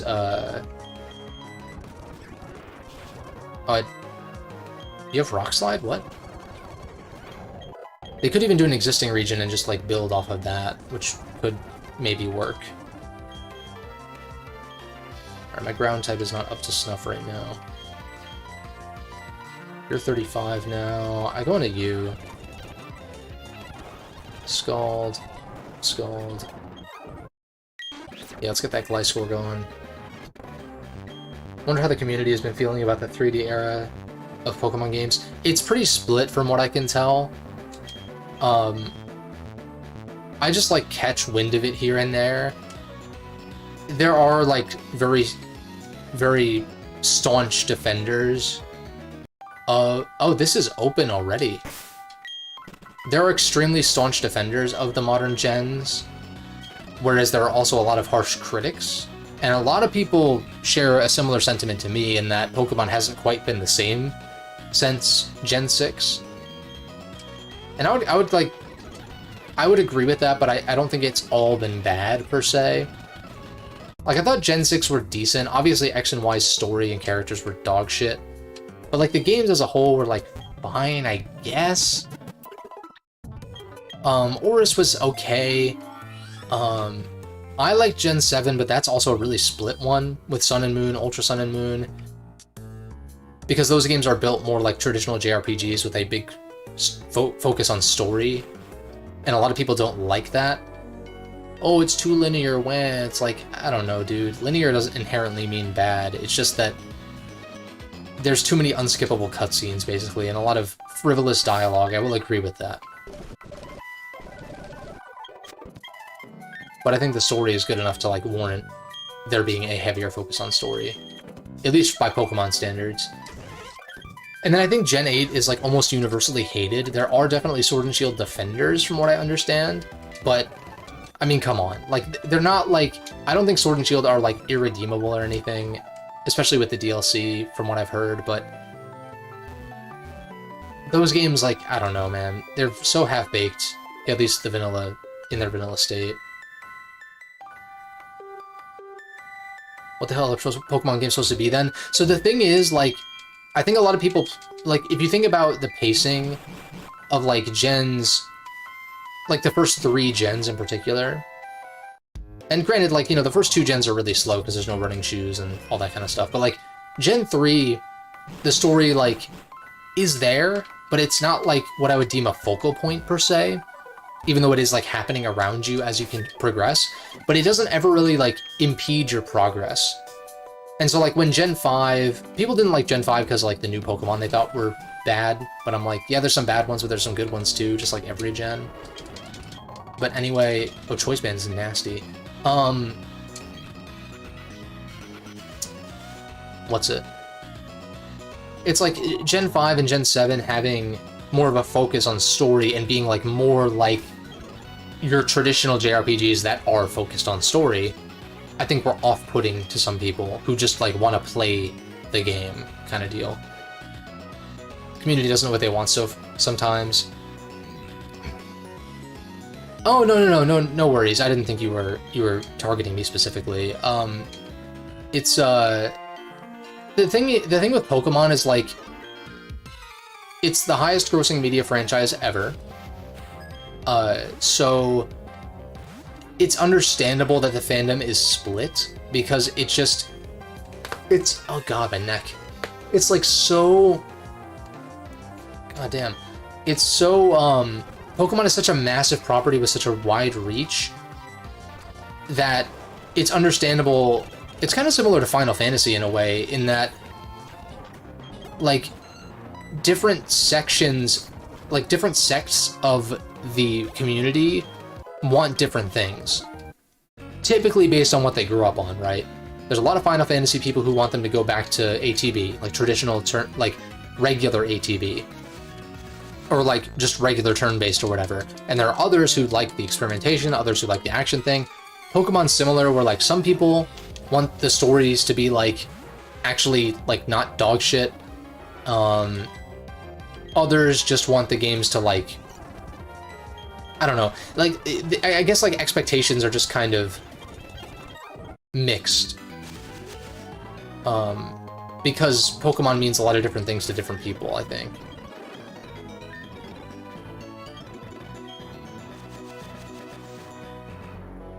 Because of, like, you know, how wide of a reach it's had for so long.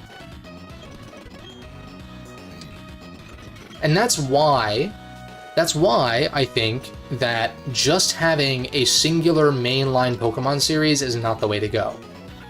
I think what Pokemon really needs more than anything is, like, okay, you want the main games that are gonna, you know, sell merch and cater to, like, the widest audience possible, fine. But what they need to do is they need to target niches within the Pokemon community. They need to target, like, people like you and I, who have, you know, grew up playing Pokemon, as it were, but want a game with, like, deeper storytelling and more challenging battles and stuff like that. And what they need to do is, I think that they should license out the Pokemon IP for that kind of secondary series, as it were. And like Coliseum and XD like kind of are that in a way. It says EXP share on it, yeah. At least from what you can concur. Game Freak doesn't want to evolve the games for some weird reason, but then in the community can also be pretty spoiled about how they feel about them. Do you think the ever expanding roster of Pokemon is an issue? Kind of. I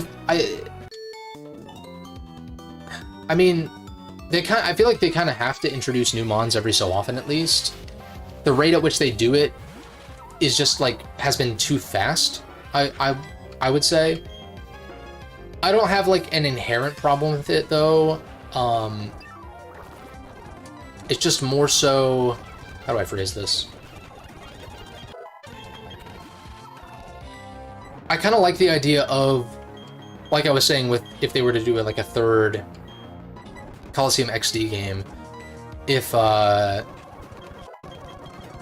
like they were to just pick, it's almost like they kind of tried to do with Sword and Shield, except it was a mainline game and people kind of expect all the mons to be accessible. But like, take from the pool of like 1,000 mons or whatever it is now, and pick like, you know, 300 to 400 of them, and make those like the accessible ones for that game, kind of deal. And instead of always expanding the roster, just like take different portions of the roster and make games out of those specific portions.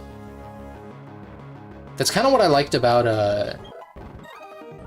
that's partially what I liked about Let's Go.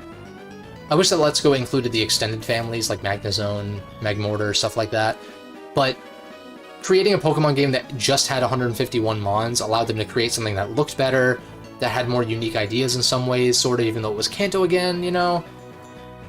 You only ask because you know some fans start to get weird because there's so damn many at this point, and these past couple games have started making cuts. Yeah, well, the thing is, in the individual games they've started making cuts, but as they've introduced more games, they've brought back more and more mons.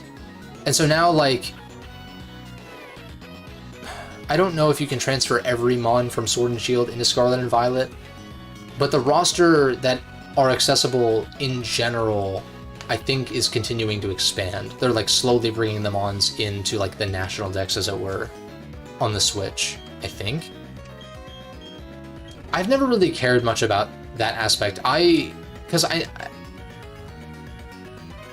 like, from a competitive standpoint, I guess, but like in-game, it's like I'm just gonna pull from the pool of mons that are given to me.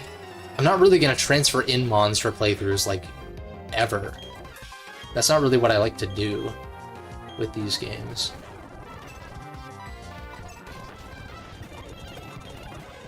Hypno.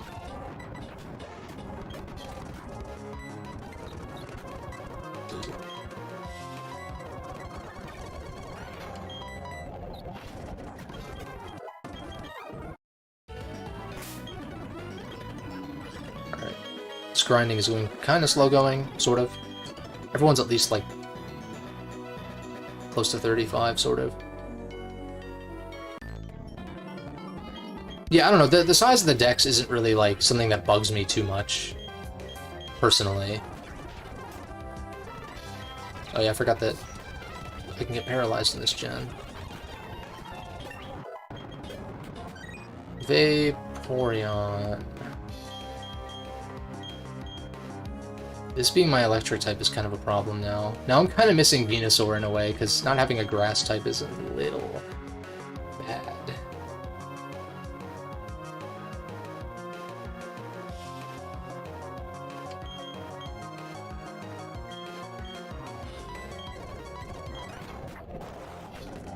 Oh, you got the burn? That's annoying. And of course I don't get the para, that's fine. Why do you keep burning every single time? It's fine.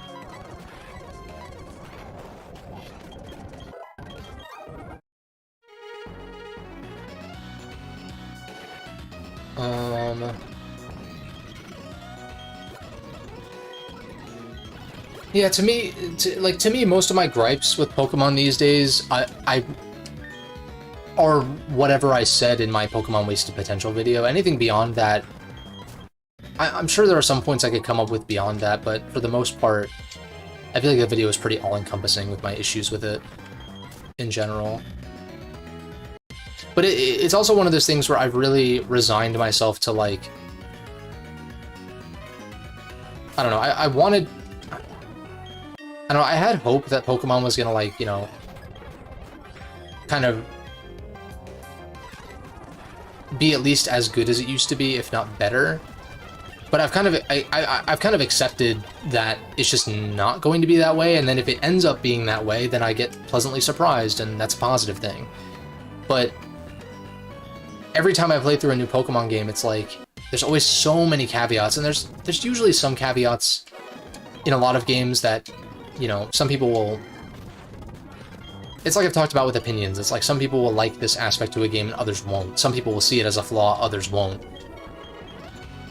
And that's like, especially the case with Pokemon, where there's just so many caveats of like, the games are kind of ugly, they don't run well, they're still super easy for the most part, and I don't feel like they're like experimenting or leveraging as much as they could, kind of deal. And what you were saying about Game Freak not wanting to, what did you say earlier? Game Freak doesn't want to evolve the games. Yeah, there was an interview a couple years back about, like, they're like, oh, gamers don't want, they want games where they can just, like, passively play, and they don't want a challenge, and they don't want this and that, and it's like, because they look at the mobile game market, I think, and they think that that is, like, the entirety of the gaming market. And yeah, it's a big cut of it, but I don't think that introducing difficulty options in your games is going to alienate players as much as you think it is. I think it's actually going to invite more burned out and, what's the word? Lapsed, ow, it cracked my jaw. More like lapsed players. They'll bring them back into the fold, fully.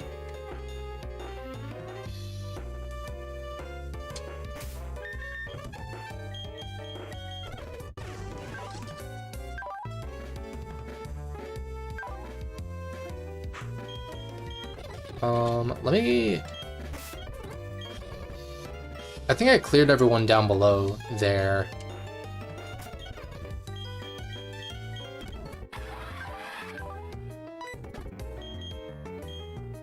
I kind of want to sub Gator. Like, the Intimidate is nice. I feel like it's waning. I almost want to sub back in Venusaur for Gator, because I feel like I'm too weak to fighting right now.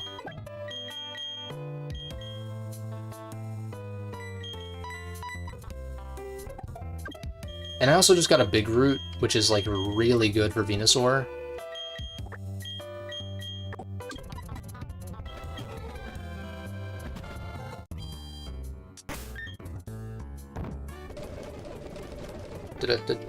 Big Root. We got Giga Drain and Leech Seed, so Big Root is going to be big heals. Expert Belts. We give that to you over the Muscle Band for sure.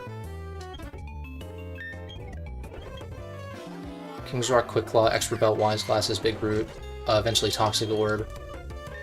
I do have a Choice Band as well.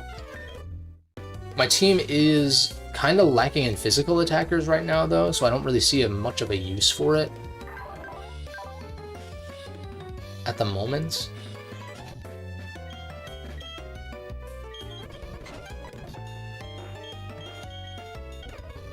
But having another Fighting Resist for Maylene is good.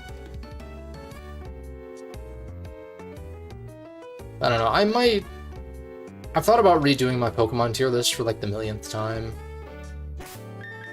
Fun fact, the second ever video I did on my channel was a Pokemon tier list, but it was poorly edited and performed, as it were, I guess, as well. And so I ended up redoing one at the beginning of 2022, but even that is outdated now, like, as far as my editing style and speaking style, and I don't know, it kind of has that thing where I just, like, trail off a lot of the time, so I took it down because I wanted to maybe redo it. But I'm also just, like, I don't know. I need to be in the mood to, like, redo it. I can't force it.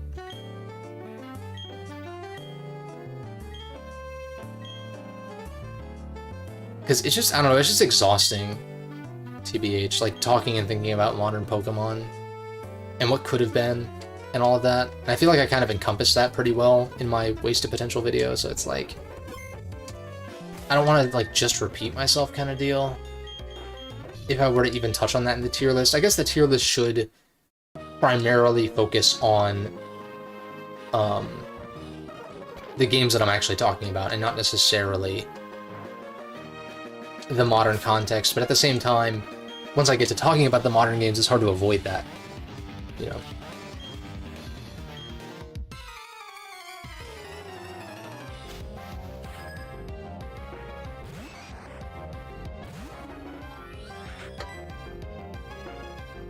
Oh, we just Moonblast him.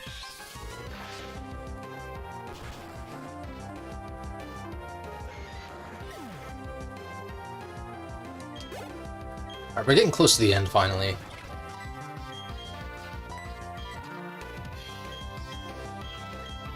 Of this stream, because I'm getting a little bit tired.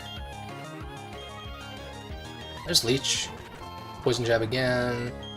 We Sleep Powder you. We get those big heals. In fact, Giga Drain. Yeah, that's good damage. God damn. Metatite. Try to go back into you. We just Moonblast. Cross Poison for fairies. Oh, and it got buffed. 90. I do think U-Turn is kind of good. Knockoff is definitely better for hitting Psychics. And like Wing Attack, I actually don't think Cross Poison is like that useful, really. If it's not Stab, you know? Akuhito, we just Moonblast everything. Oh yeah. Togekiss is putting in work, man. Smoggy is putting in work. I was gonna check my TMs. That's what I was gonna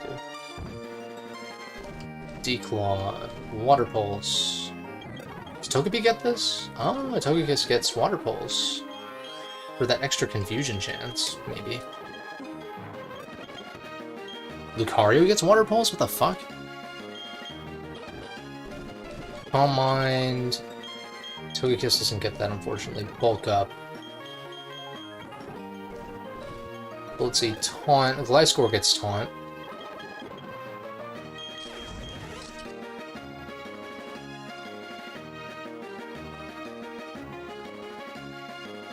Taunt being a range is also kind of annoying. I think it's set these days. I want to say Giga Drain, EQ for Gliscor for sure. The speed drop is nice, but not as nice as the damage Earthquake can do. Earthquake. How does Me First work? I thought Me First. Pokemon. Bulbapedia. Bulba.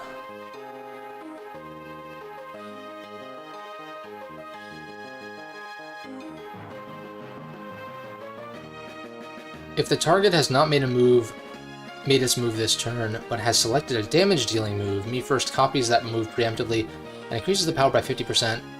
Okay. If the target has not made its move this turn, copies that move preemptively.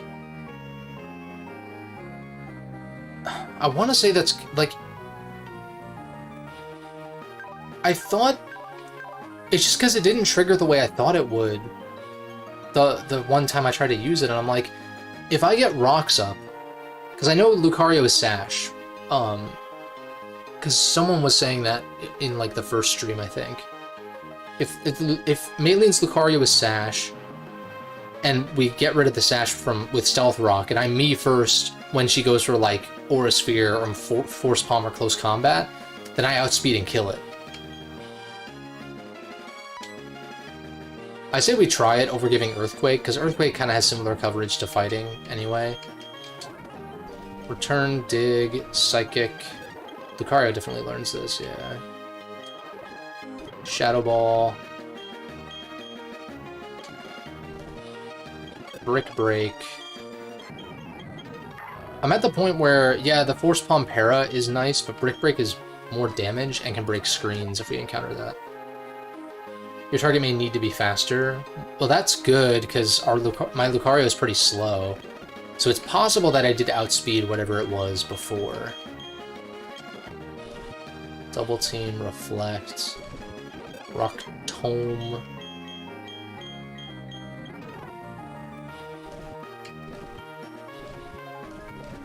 Aerial Ace, Steel Wing, Roost. Does Gliscor get Roost? Ooh.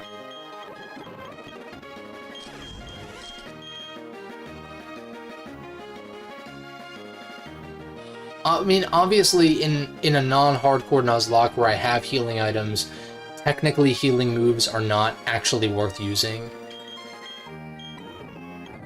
If we were going no items in battle, then yeah, obviously that would be good, but that's not what we're doing. Shadow Claw Payback. Recycled Rock Polish. Gliscor gets that. I don't know how useful that would be. T-Wave on Togue. I kind of want to try Wish, though. Gyro Ball, Swords Dance. I feel like SD Gliscor might be kind of nasty. U-turn for the momentum, though. The slow momentum, because he's minus speed, in fact. Stealth Rock. We got Stealth Rock on Empoleon. I can't think of a fourth move I would really want on Empoleon over Rocks. Unless I was going to run like a Choice Specs Empoleon, but I don't know that that's actually worth it. Captivate, Dark Pulse. I was thinking about Dark Pulse on Anubis, but Shadow Claw, like, this hits Gardevoir and stuff like that. Like the physically frail ones. Rock Slide, X-Scissor... Sleep Talk, Hyper Voice, Dazzling Gleam, Grass Knot. Okay. Alright, we've got Defoggers.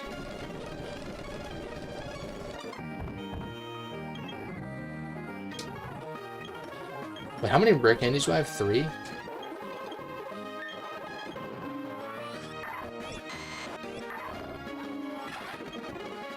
Let's get Empoleon to 40.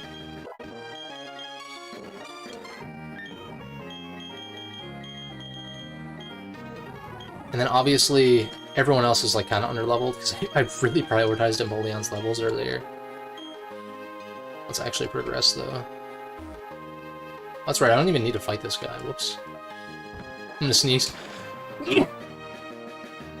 Shit.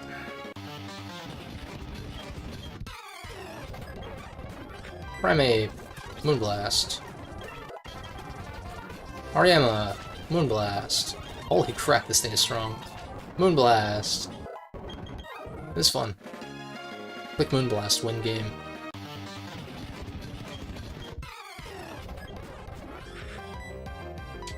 You're gonna have elemental punches, though. I think you still die. This thing has weirdly high Spit F, though. So it might go for Ice Punch. So I think I go into you. Yeah. We just burn. CC. Let's get you to 35.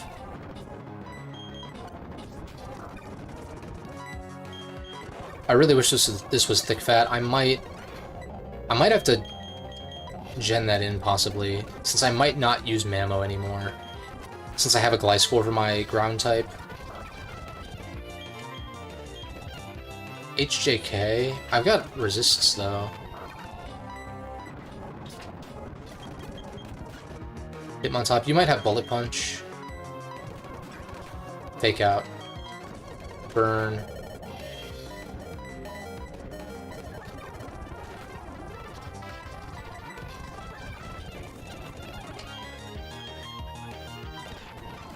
Yeah, I was feeling really mixed about like editing my team with PK Hex, but I'm kind of like, I'm not gonna go crazy, but I might change some natures and abilities just to like give me the actual best ability on some of these guys. Primarily just thick fat on this, changing your nature, and then maybe giving you like a decent nature as well over neutral.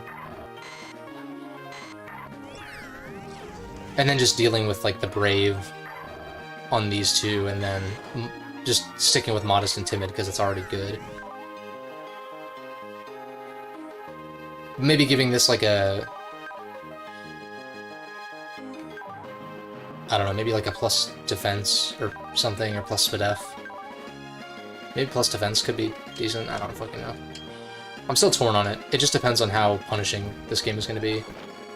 For suboptimal team spreads, which I keep saying.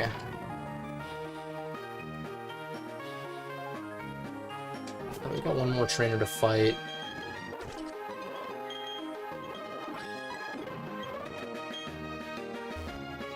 Let's fight you. Heracross, Moonblast.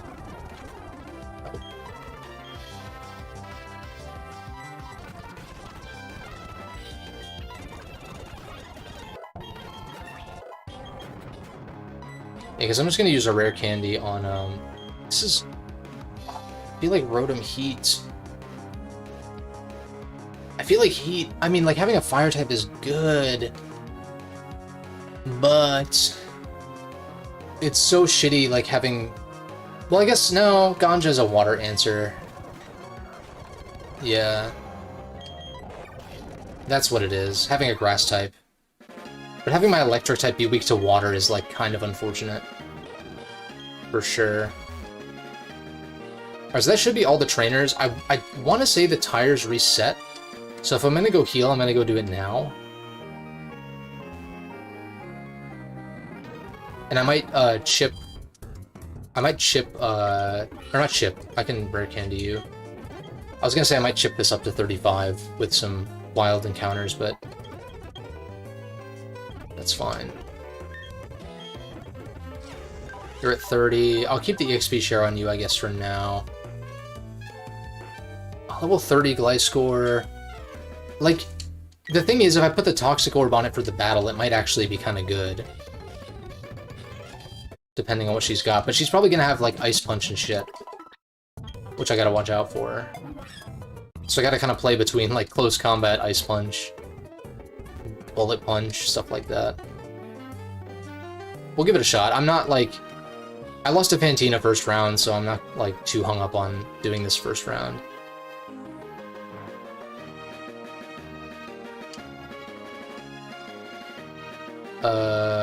I always forget how to do this one. I think... yeah, we need to clear this one over here. God, I forgot about this gym being better in this game, too. It, like, actually feels like a fighting gym instead of just, like... I don't know, just like a sliding puzzle kind of thing. Take care of this one. And then this is dealt with from the other side. Which means I do have to clear this. Da-da-da-da.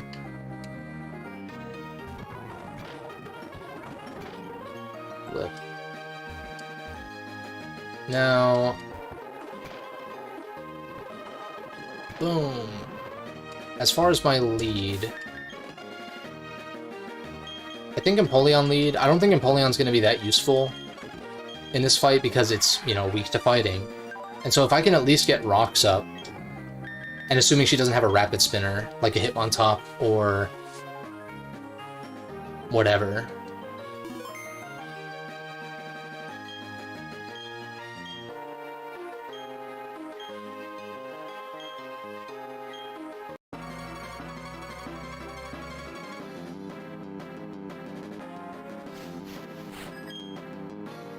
She's got 6 Mons. She leads with Medi. And she's got high-ass levels. She high jump kicks me, it's gonna kill me. We're off to a great start, aren't we? I think I'm just straight up under-leveled for this.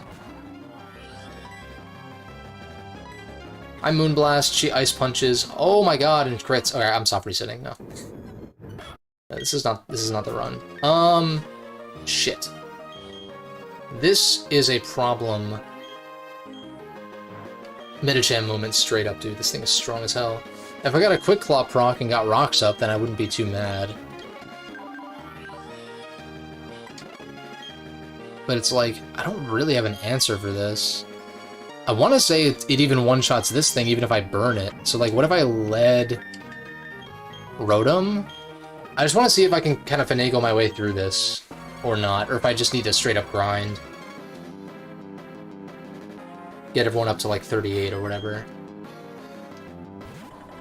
Because, like, it has nothing to super effectively hit me, but HJK is going to do a shit ton.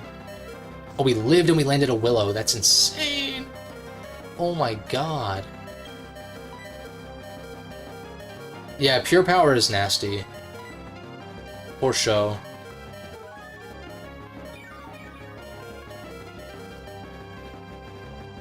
He goes for Ice Punch to chip me down. Doesn't work. I think I'm safe to go into Empoleon now. Goes for HJK again. We definitely live.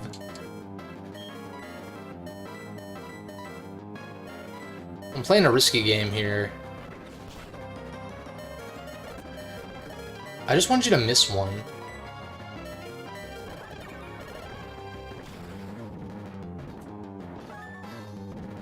Citrus. Moo it up. Yo, what? Can you, like, miss an HJK, please?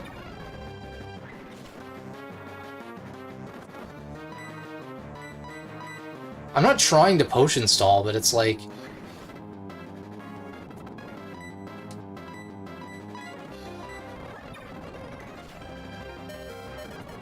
Like, miss one.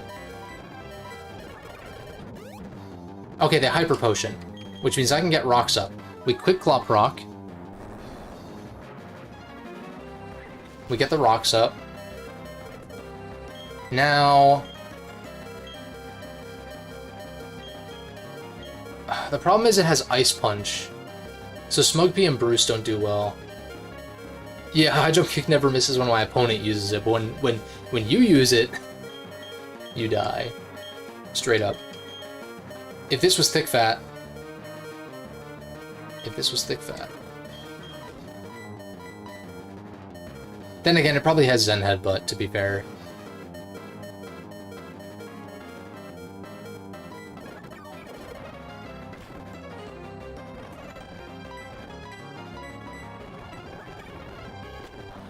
Alright, I want to say they're out of HJKs now. So if that's true... If only I had set up that I could actually reliably go into. But I don't. So I think I just Scald. Goes for Zen. Yeah, we resist that, so it doesn't do anything. Medichamp's Cry is kind of cool, though. Machamp! I feel like Empoleon is just not going to do much this battle. I think we just get a speed debuff on it, in case that matters, because I don't want to burn it in case it's Guts. He close combats, it's going to drop your defenses. It's Toxic Orb. I want to say Moonblast kills. Like, this thing might have Ice Punch too, in which case Ganja's going to go down, but I could... If it only has... It's not going to only have fighting moves, though. I think I have to go into this and Moonblast raw. It is nice of them to give it a Toxic Orb over a Flame Orb, because then it just dies quicker, thanks to the Toxic. Screech? No. Toxic Rogue. See, this is where Bruce comes into play. Oh, it has Ice Punch. Of course. Of course. Dude, why do you... Why?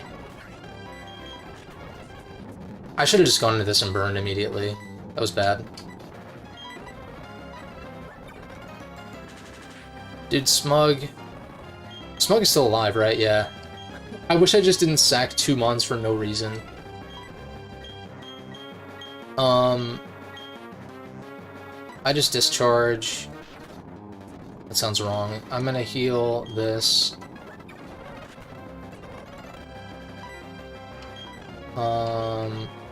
We just lava cookie. Yeah, these move pools are really nasty. This is where the game gets like stupid. And I can't burn you, so that is a problemo. And also you're a neutral to fairy, which is also a problemo. Although we are timid. No. Oh, and you flinched me. Yeah, that's great. Nah, fuck off. Maybe I'll miss one. It is Life Orb. It's not killing me. It has a chance to miss. Apparently. Like, it's supposed to have a chance to miss, at least.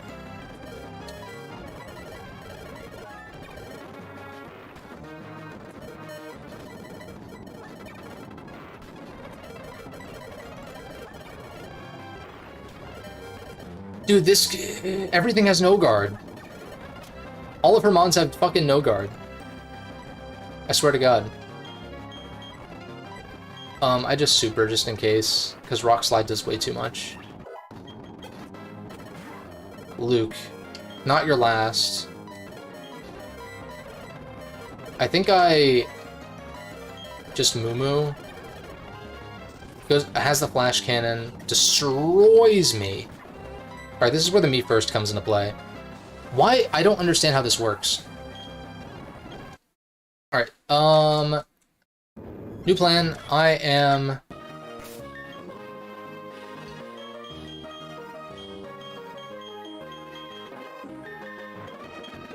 gonna hack a few things onto my mons real quick. Nothing crazy. But I'm gonna, like, give my Venusaur Thick Fat like it should have, and a few other things real quick. Let me see here. Where is this? Pokemon Tools. PK Hex. PK Hex.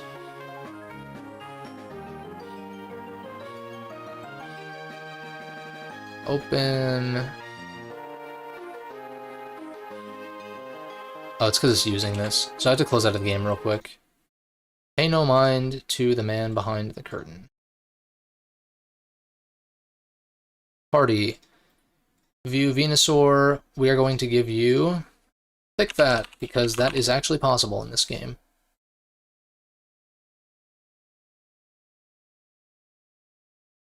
Empoleon. We are going to change your nature to... You know what, while we're changing stuff, I'm just going to give him a bold nature. Set. I'm not going to change their levels right now, because I feel like I can beat Maylene if I just had like a slightly more optimized team. Vital Spirit's fine. Big Root, Thick Fat, Modest. Lucario. I said I was going to stick with Brave.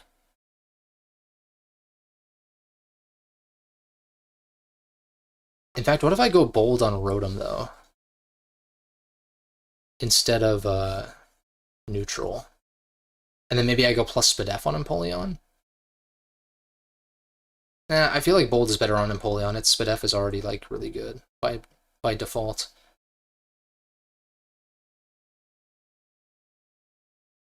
I'm gonna make Rotom timid because I'm feeling spicy. Alright, Thick Fat, we fixed your nature. Lucario, do I want to just make you adamant? I kind of do.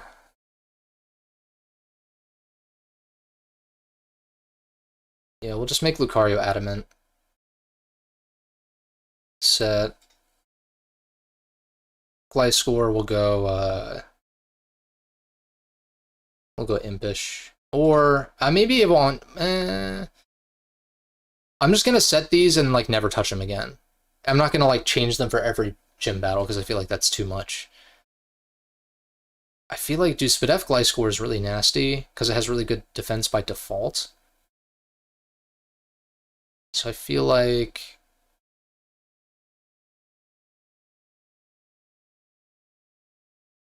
Careful. Plus speed F minus special attack. Maybe I just go impish. Straight up.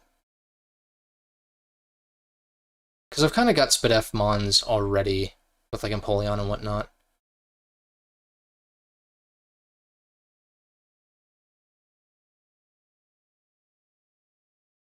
Now we'll go Jolly.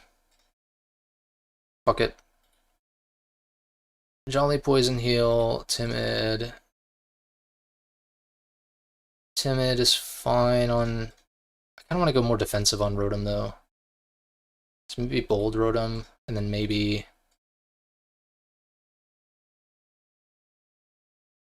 Yeah, I don't mind Bold on this either. Let's just try this. Export.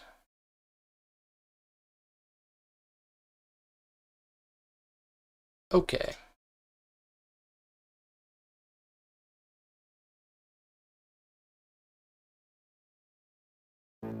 That's the only time I'm going to do that. And all I did was adjust Nature's and Venusaur's ability. So, we are now Bold, so we're plus defense. This thing is Thick Fat, so we actually resist Ice Punch. This is Adamant.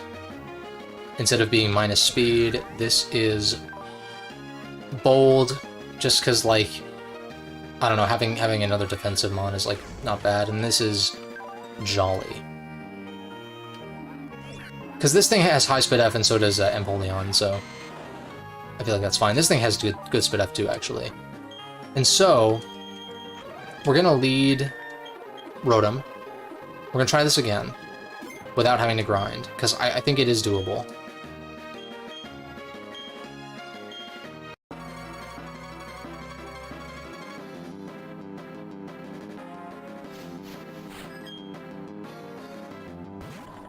Medi versus Rotom. Goes the Fake Out.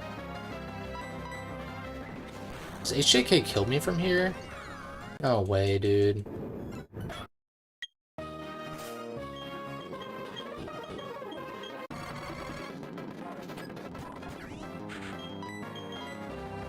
See, it fakes out because it knows... It fucking knows, dude.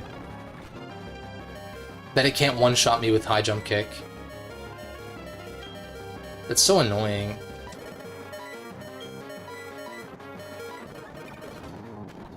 Goes to the Ice Punch. We live on 1 and we get the Will-O-Wisp off.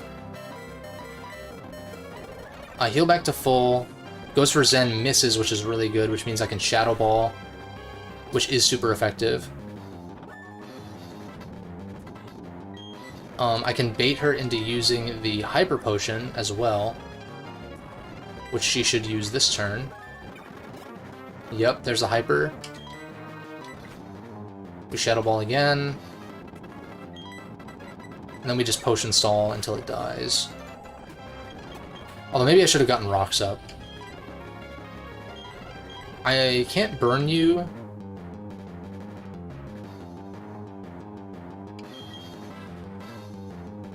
Part of me wants to go into Ganja, but I don't think I go into it hard. I think I go into Bruce. Goes to the Rock Slide. Does a decent amount, but not enough to be much of a problem. We EQ. Oh my god, Fire Punch does a lot. Let's go into you, because we are thick fat. We are that thick. The thickest of fats. Alright, that's really good for me. I don't mean to make it, like, terribly easy, and it shouldn't be. Like, we're still kind of getting bodied, but at least this way it's actually somewhat feasible.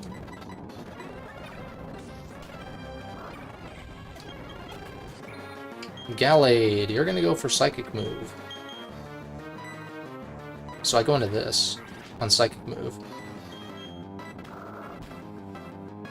There's absolutely no way. I just want to get Rocks up, dude. I just want to get Rocks up. That was a bad play on your part. Croak. Croak, Croak, Croak. Croak, Lucario, Machamp she hasn't shown. Machamp is really easy to deal with, because we're faster with our timid Togekiss. Lucario... It's Sash, so it's not like boosted attack or whatever with like Life Orb or Choice Band or something. So Match could maybe live if we... He's gonna go for Poison move, right? Yeah. But I actually think I take this opportunity to heal up. I'm gonna send in Ganja after, because I don't think I necessarily need Lucario for this battle. I go into you. Of course you crit me, you fucking asshole. What literally the last time I said the same thing where I was like, I should have gone into this and burned first. And then proceeded to just not do that. But that crit mattered 1000%. Is there anyone else I need to heal up? No, because Venusaur fucking died.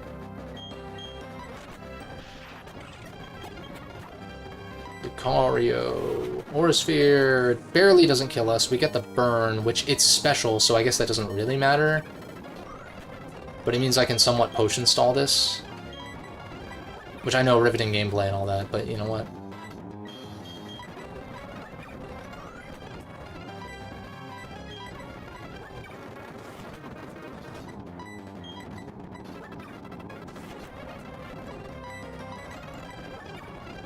Ideally for the next battle, we're not going to be so under-leveled to where I need to do this, and like just cheese. I just overheat here. Boom. You're dead. I guess I could have done that raw, instead of burning first. I don't want to burn this, I don't want to paralyze it, I want him to get toxic. I forget if you're faster. You're just lowering your defenses for Moonblast. So I hate to do this to you, but at the same time, alright, it's fine. Because he's boosted, but Moonblast should kill, and we win. Just with a few small tweaks that I should have soft reset for in the first place, to be fair.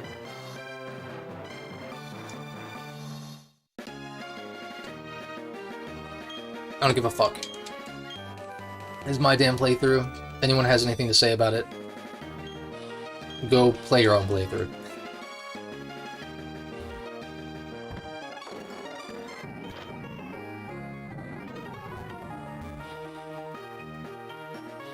And I will say that, like, on a second run of Renegade, I probably will put limitations on myself to some extent after, like, kind of knowing what to expect.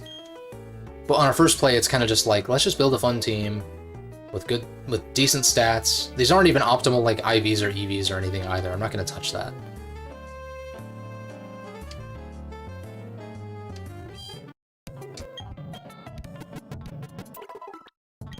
But the stream is going on really fucking long, and I'm like ready to be done for today. But first, you still have the EXP share on. Yeah, Jolly, blah blah blah blah.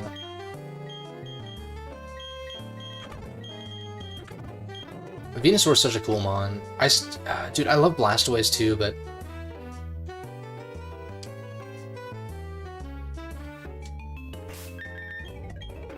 it's tough picking my favorite Kanto starter. I usually would say Venusaur, I think,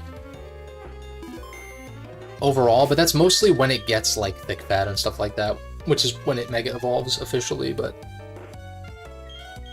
like in randomizers and stuff when it gets good abilities.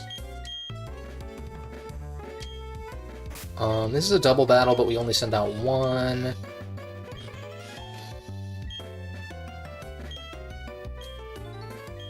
And it's also one of those things of, like, it's just a time-saving thing of, like, I could easily go to the daycare and, like, breed each of these mons until I get the right nature that I want and the right ability and whatever, and it's just like, I just don't really want to do that. Psychic's the Wheezing, which does kill it. We're getting Bruce more up to snuff, though. And it's just because I don't know, I pivoted with my team so hard that, like, if I had stuck with the same team as I progressed, I wouldn't be in this position where I'm, like, so underleveled, you know? My team is mostly in, like, 35s, and we're facing grunts that have 35s now. So I think it's totally fair. We'll burn you. Toxics me.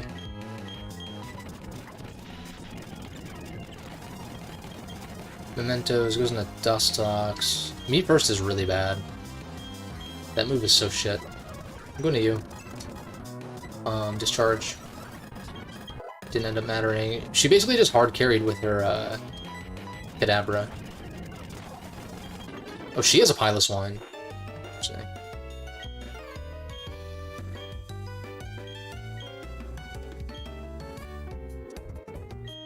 Because I want to say, normally you can do Maylene and Wake out of order in Vanilla Platinum, I think. I don't see why you wouldn't be able to. There's normally not a blockade. And so, they normally have equal levels, but Wake is definitely going to have higher level mons. If Maylene had, like, high 30s, her ace might have been... I wasn't paying attention to where her ace was. What was her Lucario? Was it 40? It's somewhere around there, 38, 40. We can assume that Wake is going to have, like, maybe even up to, like, a 45 as his ace at the highest. I would assume more like 43, though, but... in that case, we are damn near 10 levels under-leveled. Alright, this is Fly.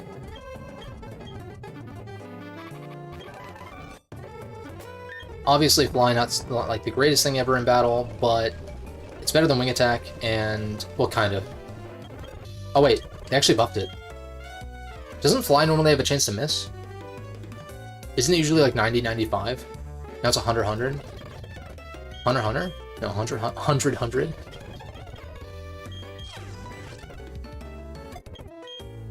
Hey, what's up, Spiritomb Gang? I guess you kind of missed a lot. I just beat Maylene after some, finagling. I did adjust some of my team's natures with PK Hex, because I just didn't really want to grind for it, or like breed for it, or whatever. I gave Venusaur Thick Fat, kind of adjusted some things, but I didn't touch like IVs or EVs or anything. Those are as they were. But the team is looking pretty nice now that this thing has Thick Fat, Big Root, some healing stuff. We got a timid Togekiss by default. Like, that was just luck of the draw. So it was... I actually changed it. I changed it to Adamant just because, like, I didn't want to deal with the minus speed thing. What else did I change? This was Modest by default. This I changed from neutral to bold. This was Naughty, and I changed it to bold. This was Timid by default. This was Brave. I keep getting minus speed natures by default. It's really annoying. And so I made it Jolly. But I did get a Poison Heal one legit, for sure. But we're pretty underleveled, but I was able to kind of cheese my way through Maylene with potion healing, kind of. And like barely living stuff, basically. I kind of had to get lucky with the, what's it called? I think Gentle is better. I mean... yeah, that's fair, having, like, the special bulk, for sure. And then, like, running a mixed attacker. But, I don't know, it was already modest, and so I was like, I guess I could have adjusted it, but I more so wanted to clean up the natures that were, like, not beneficial in any way, I guess. And most Ice and Fire are special, that's also fair. That is fair. Although against Maylene, definitely resisting... well, okay, resisting Fire Punch and Ice Punch would have been useful if Toxicroak didn't crit Poison Jab me. Which absolutely mattered.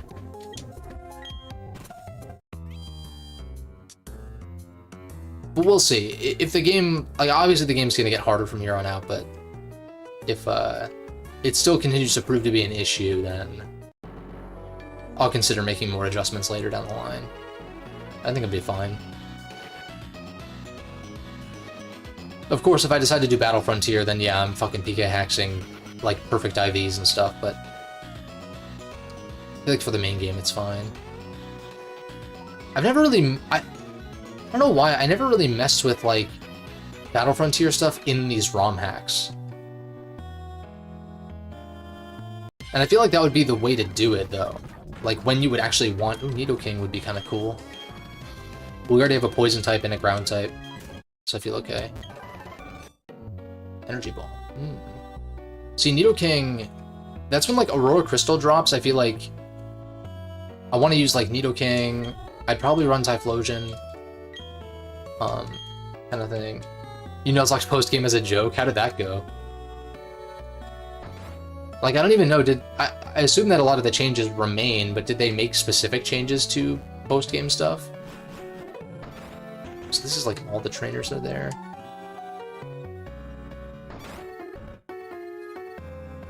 Post-game is something else. Elite 400 drugs. That's funny. Oh, this is Dre. Oh, Dre wants to battle after we're champion. Oh, shit.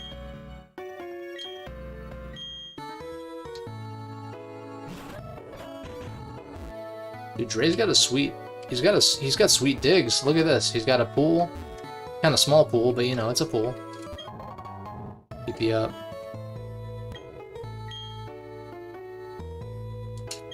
Rather be in the pool than by the sea. Salty tang of the sea.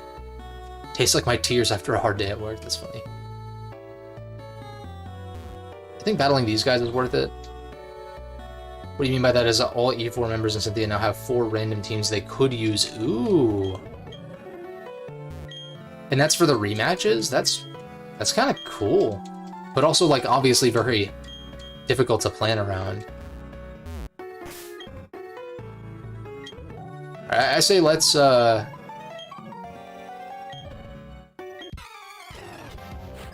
these are double battles, that's right.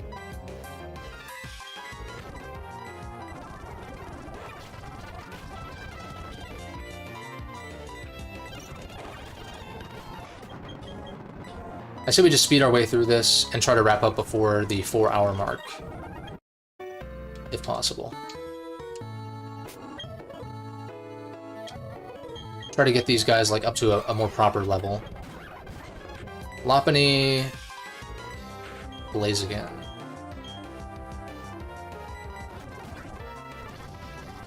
Uh-oh. That was bad. We got our Levitator.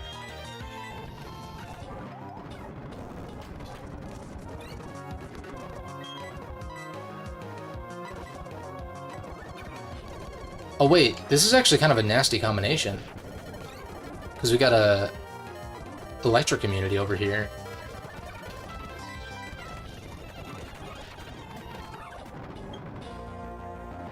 Isn't Ganja just weed but in Europe? It's just slang. I've been nicknaming my Venusaur's Ganja for a while. I don't know, I think it fits. It's like one of those where it's just like a go-to. We'll stand by. Kind of like Anubis for this guy as well. The other ones, this was like chat suggested. Bruce, I usually do like Bruce or Barbara for like, you know, Batman reference or whatever.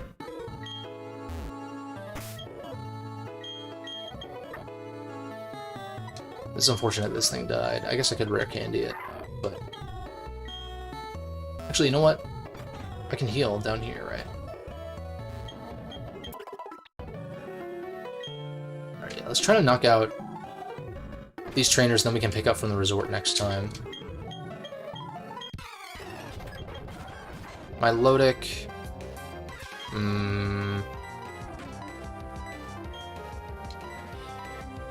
I guess I sludge this first. Yeah, good play. James Bond. I like Regal because the Mega Man Battle Network reference. But that is a fun name. That actually does fit. Because I was struggling with alternatives for Empoleon as well.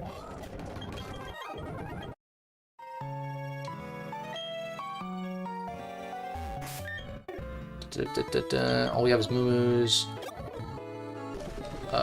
Let's put the lava cookies up here.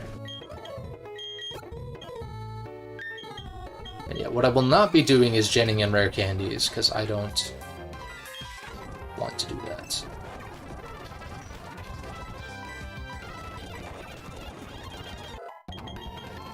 Bruce, X Scissor. I'd rather keep just U-turn for momentum.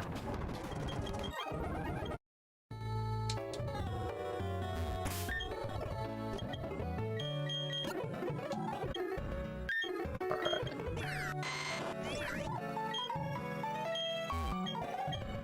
No, it makes sense if you're nuzlocking to cheating candies for sure. That's nothing against anyone who may do that.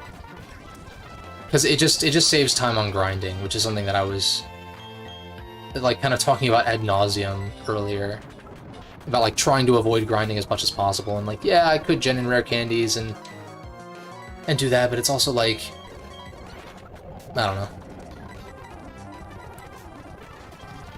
If I was nuzlocking, I definitely would.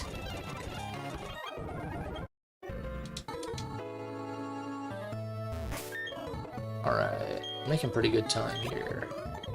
Kind of a long stream, but I also maybe should have gone a little bit longer last time, considering you had to do the whole Pokemon Mansion thing. Go here. Grinding deaths are cringe. And then you don't get EVs, yeah. That's true, yeah. That is true. That's a point that I actually never really considered, is like avoiding like EV training in that way.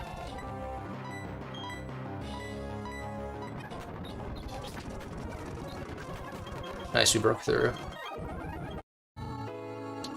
And Gliscor is pretty much caught up. I'll keep the EXP share on him just a little bit longer, since we're mostly kind of past 35 now.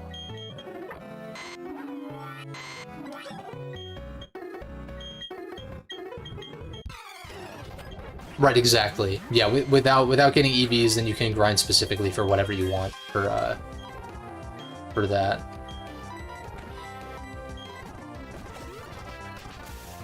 So you don't need to use Choice Scarf Stealth Rock. Yeah, that's fair.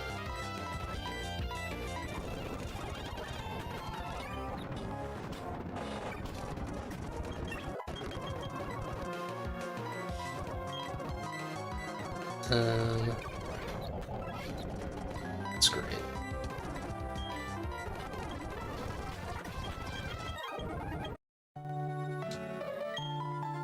But we're gonna end pretty much right the time frame that I want to end, so hopefully next time is not as long of a stream. Magneton. I guess I just Sludge Bomb you.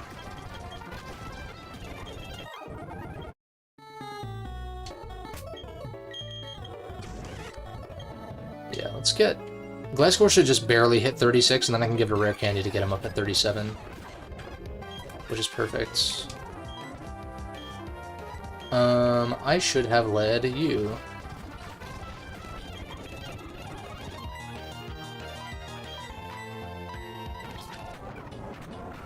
I need to get rid of me first. I keep forgetting to do that. That move is very bad.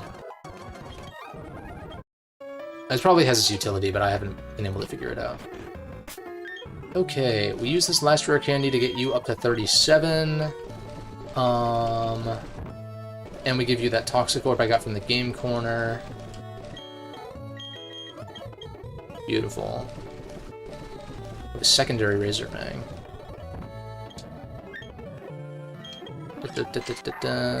Okay, these guys will be priority next time for training. Let's heal up. Let's check these houses real quick.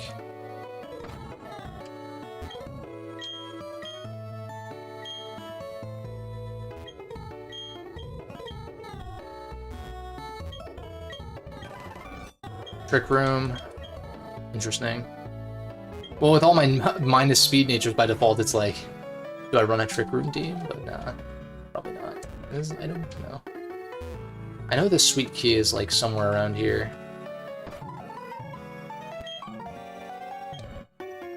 Space Center in a home region, blah blah blah.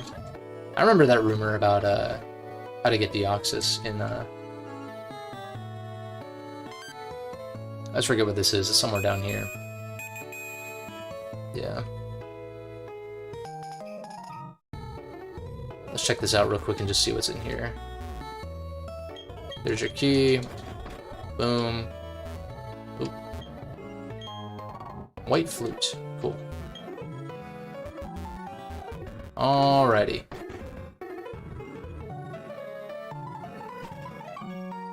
These guys want anything?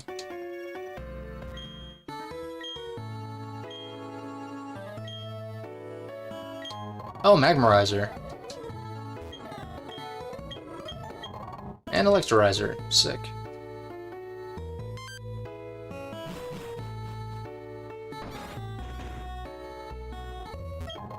Yellow Shard. Why do they even give you shards anymore? If the move tutors are free, though. That's what I want to know. Alright, let's call it. Perfect.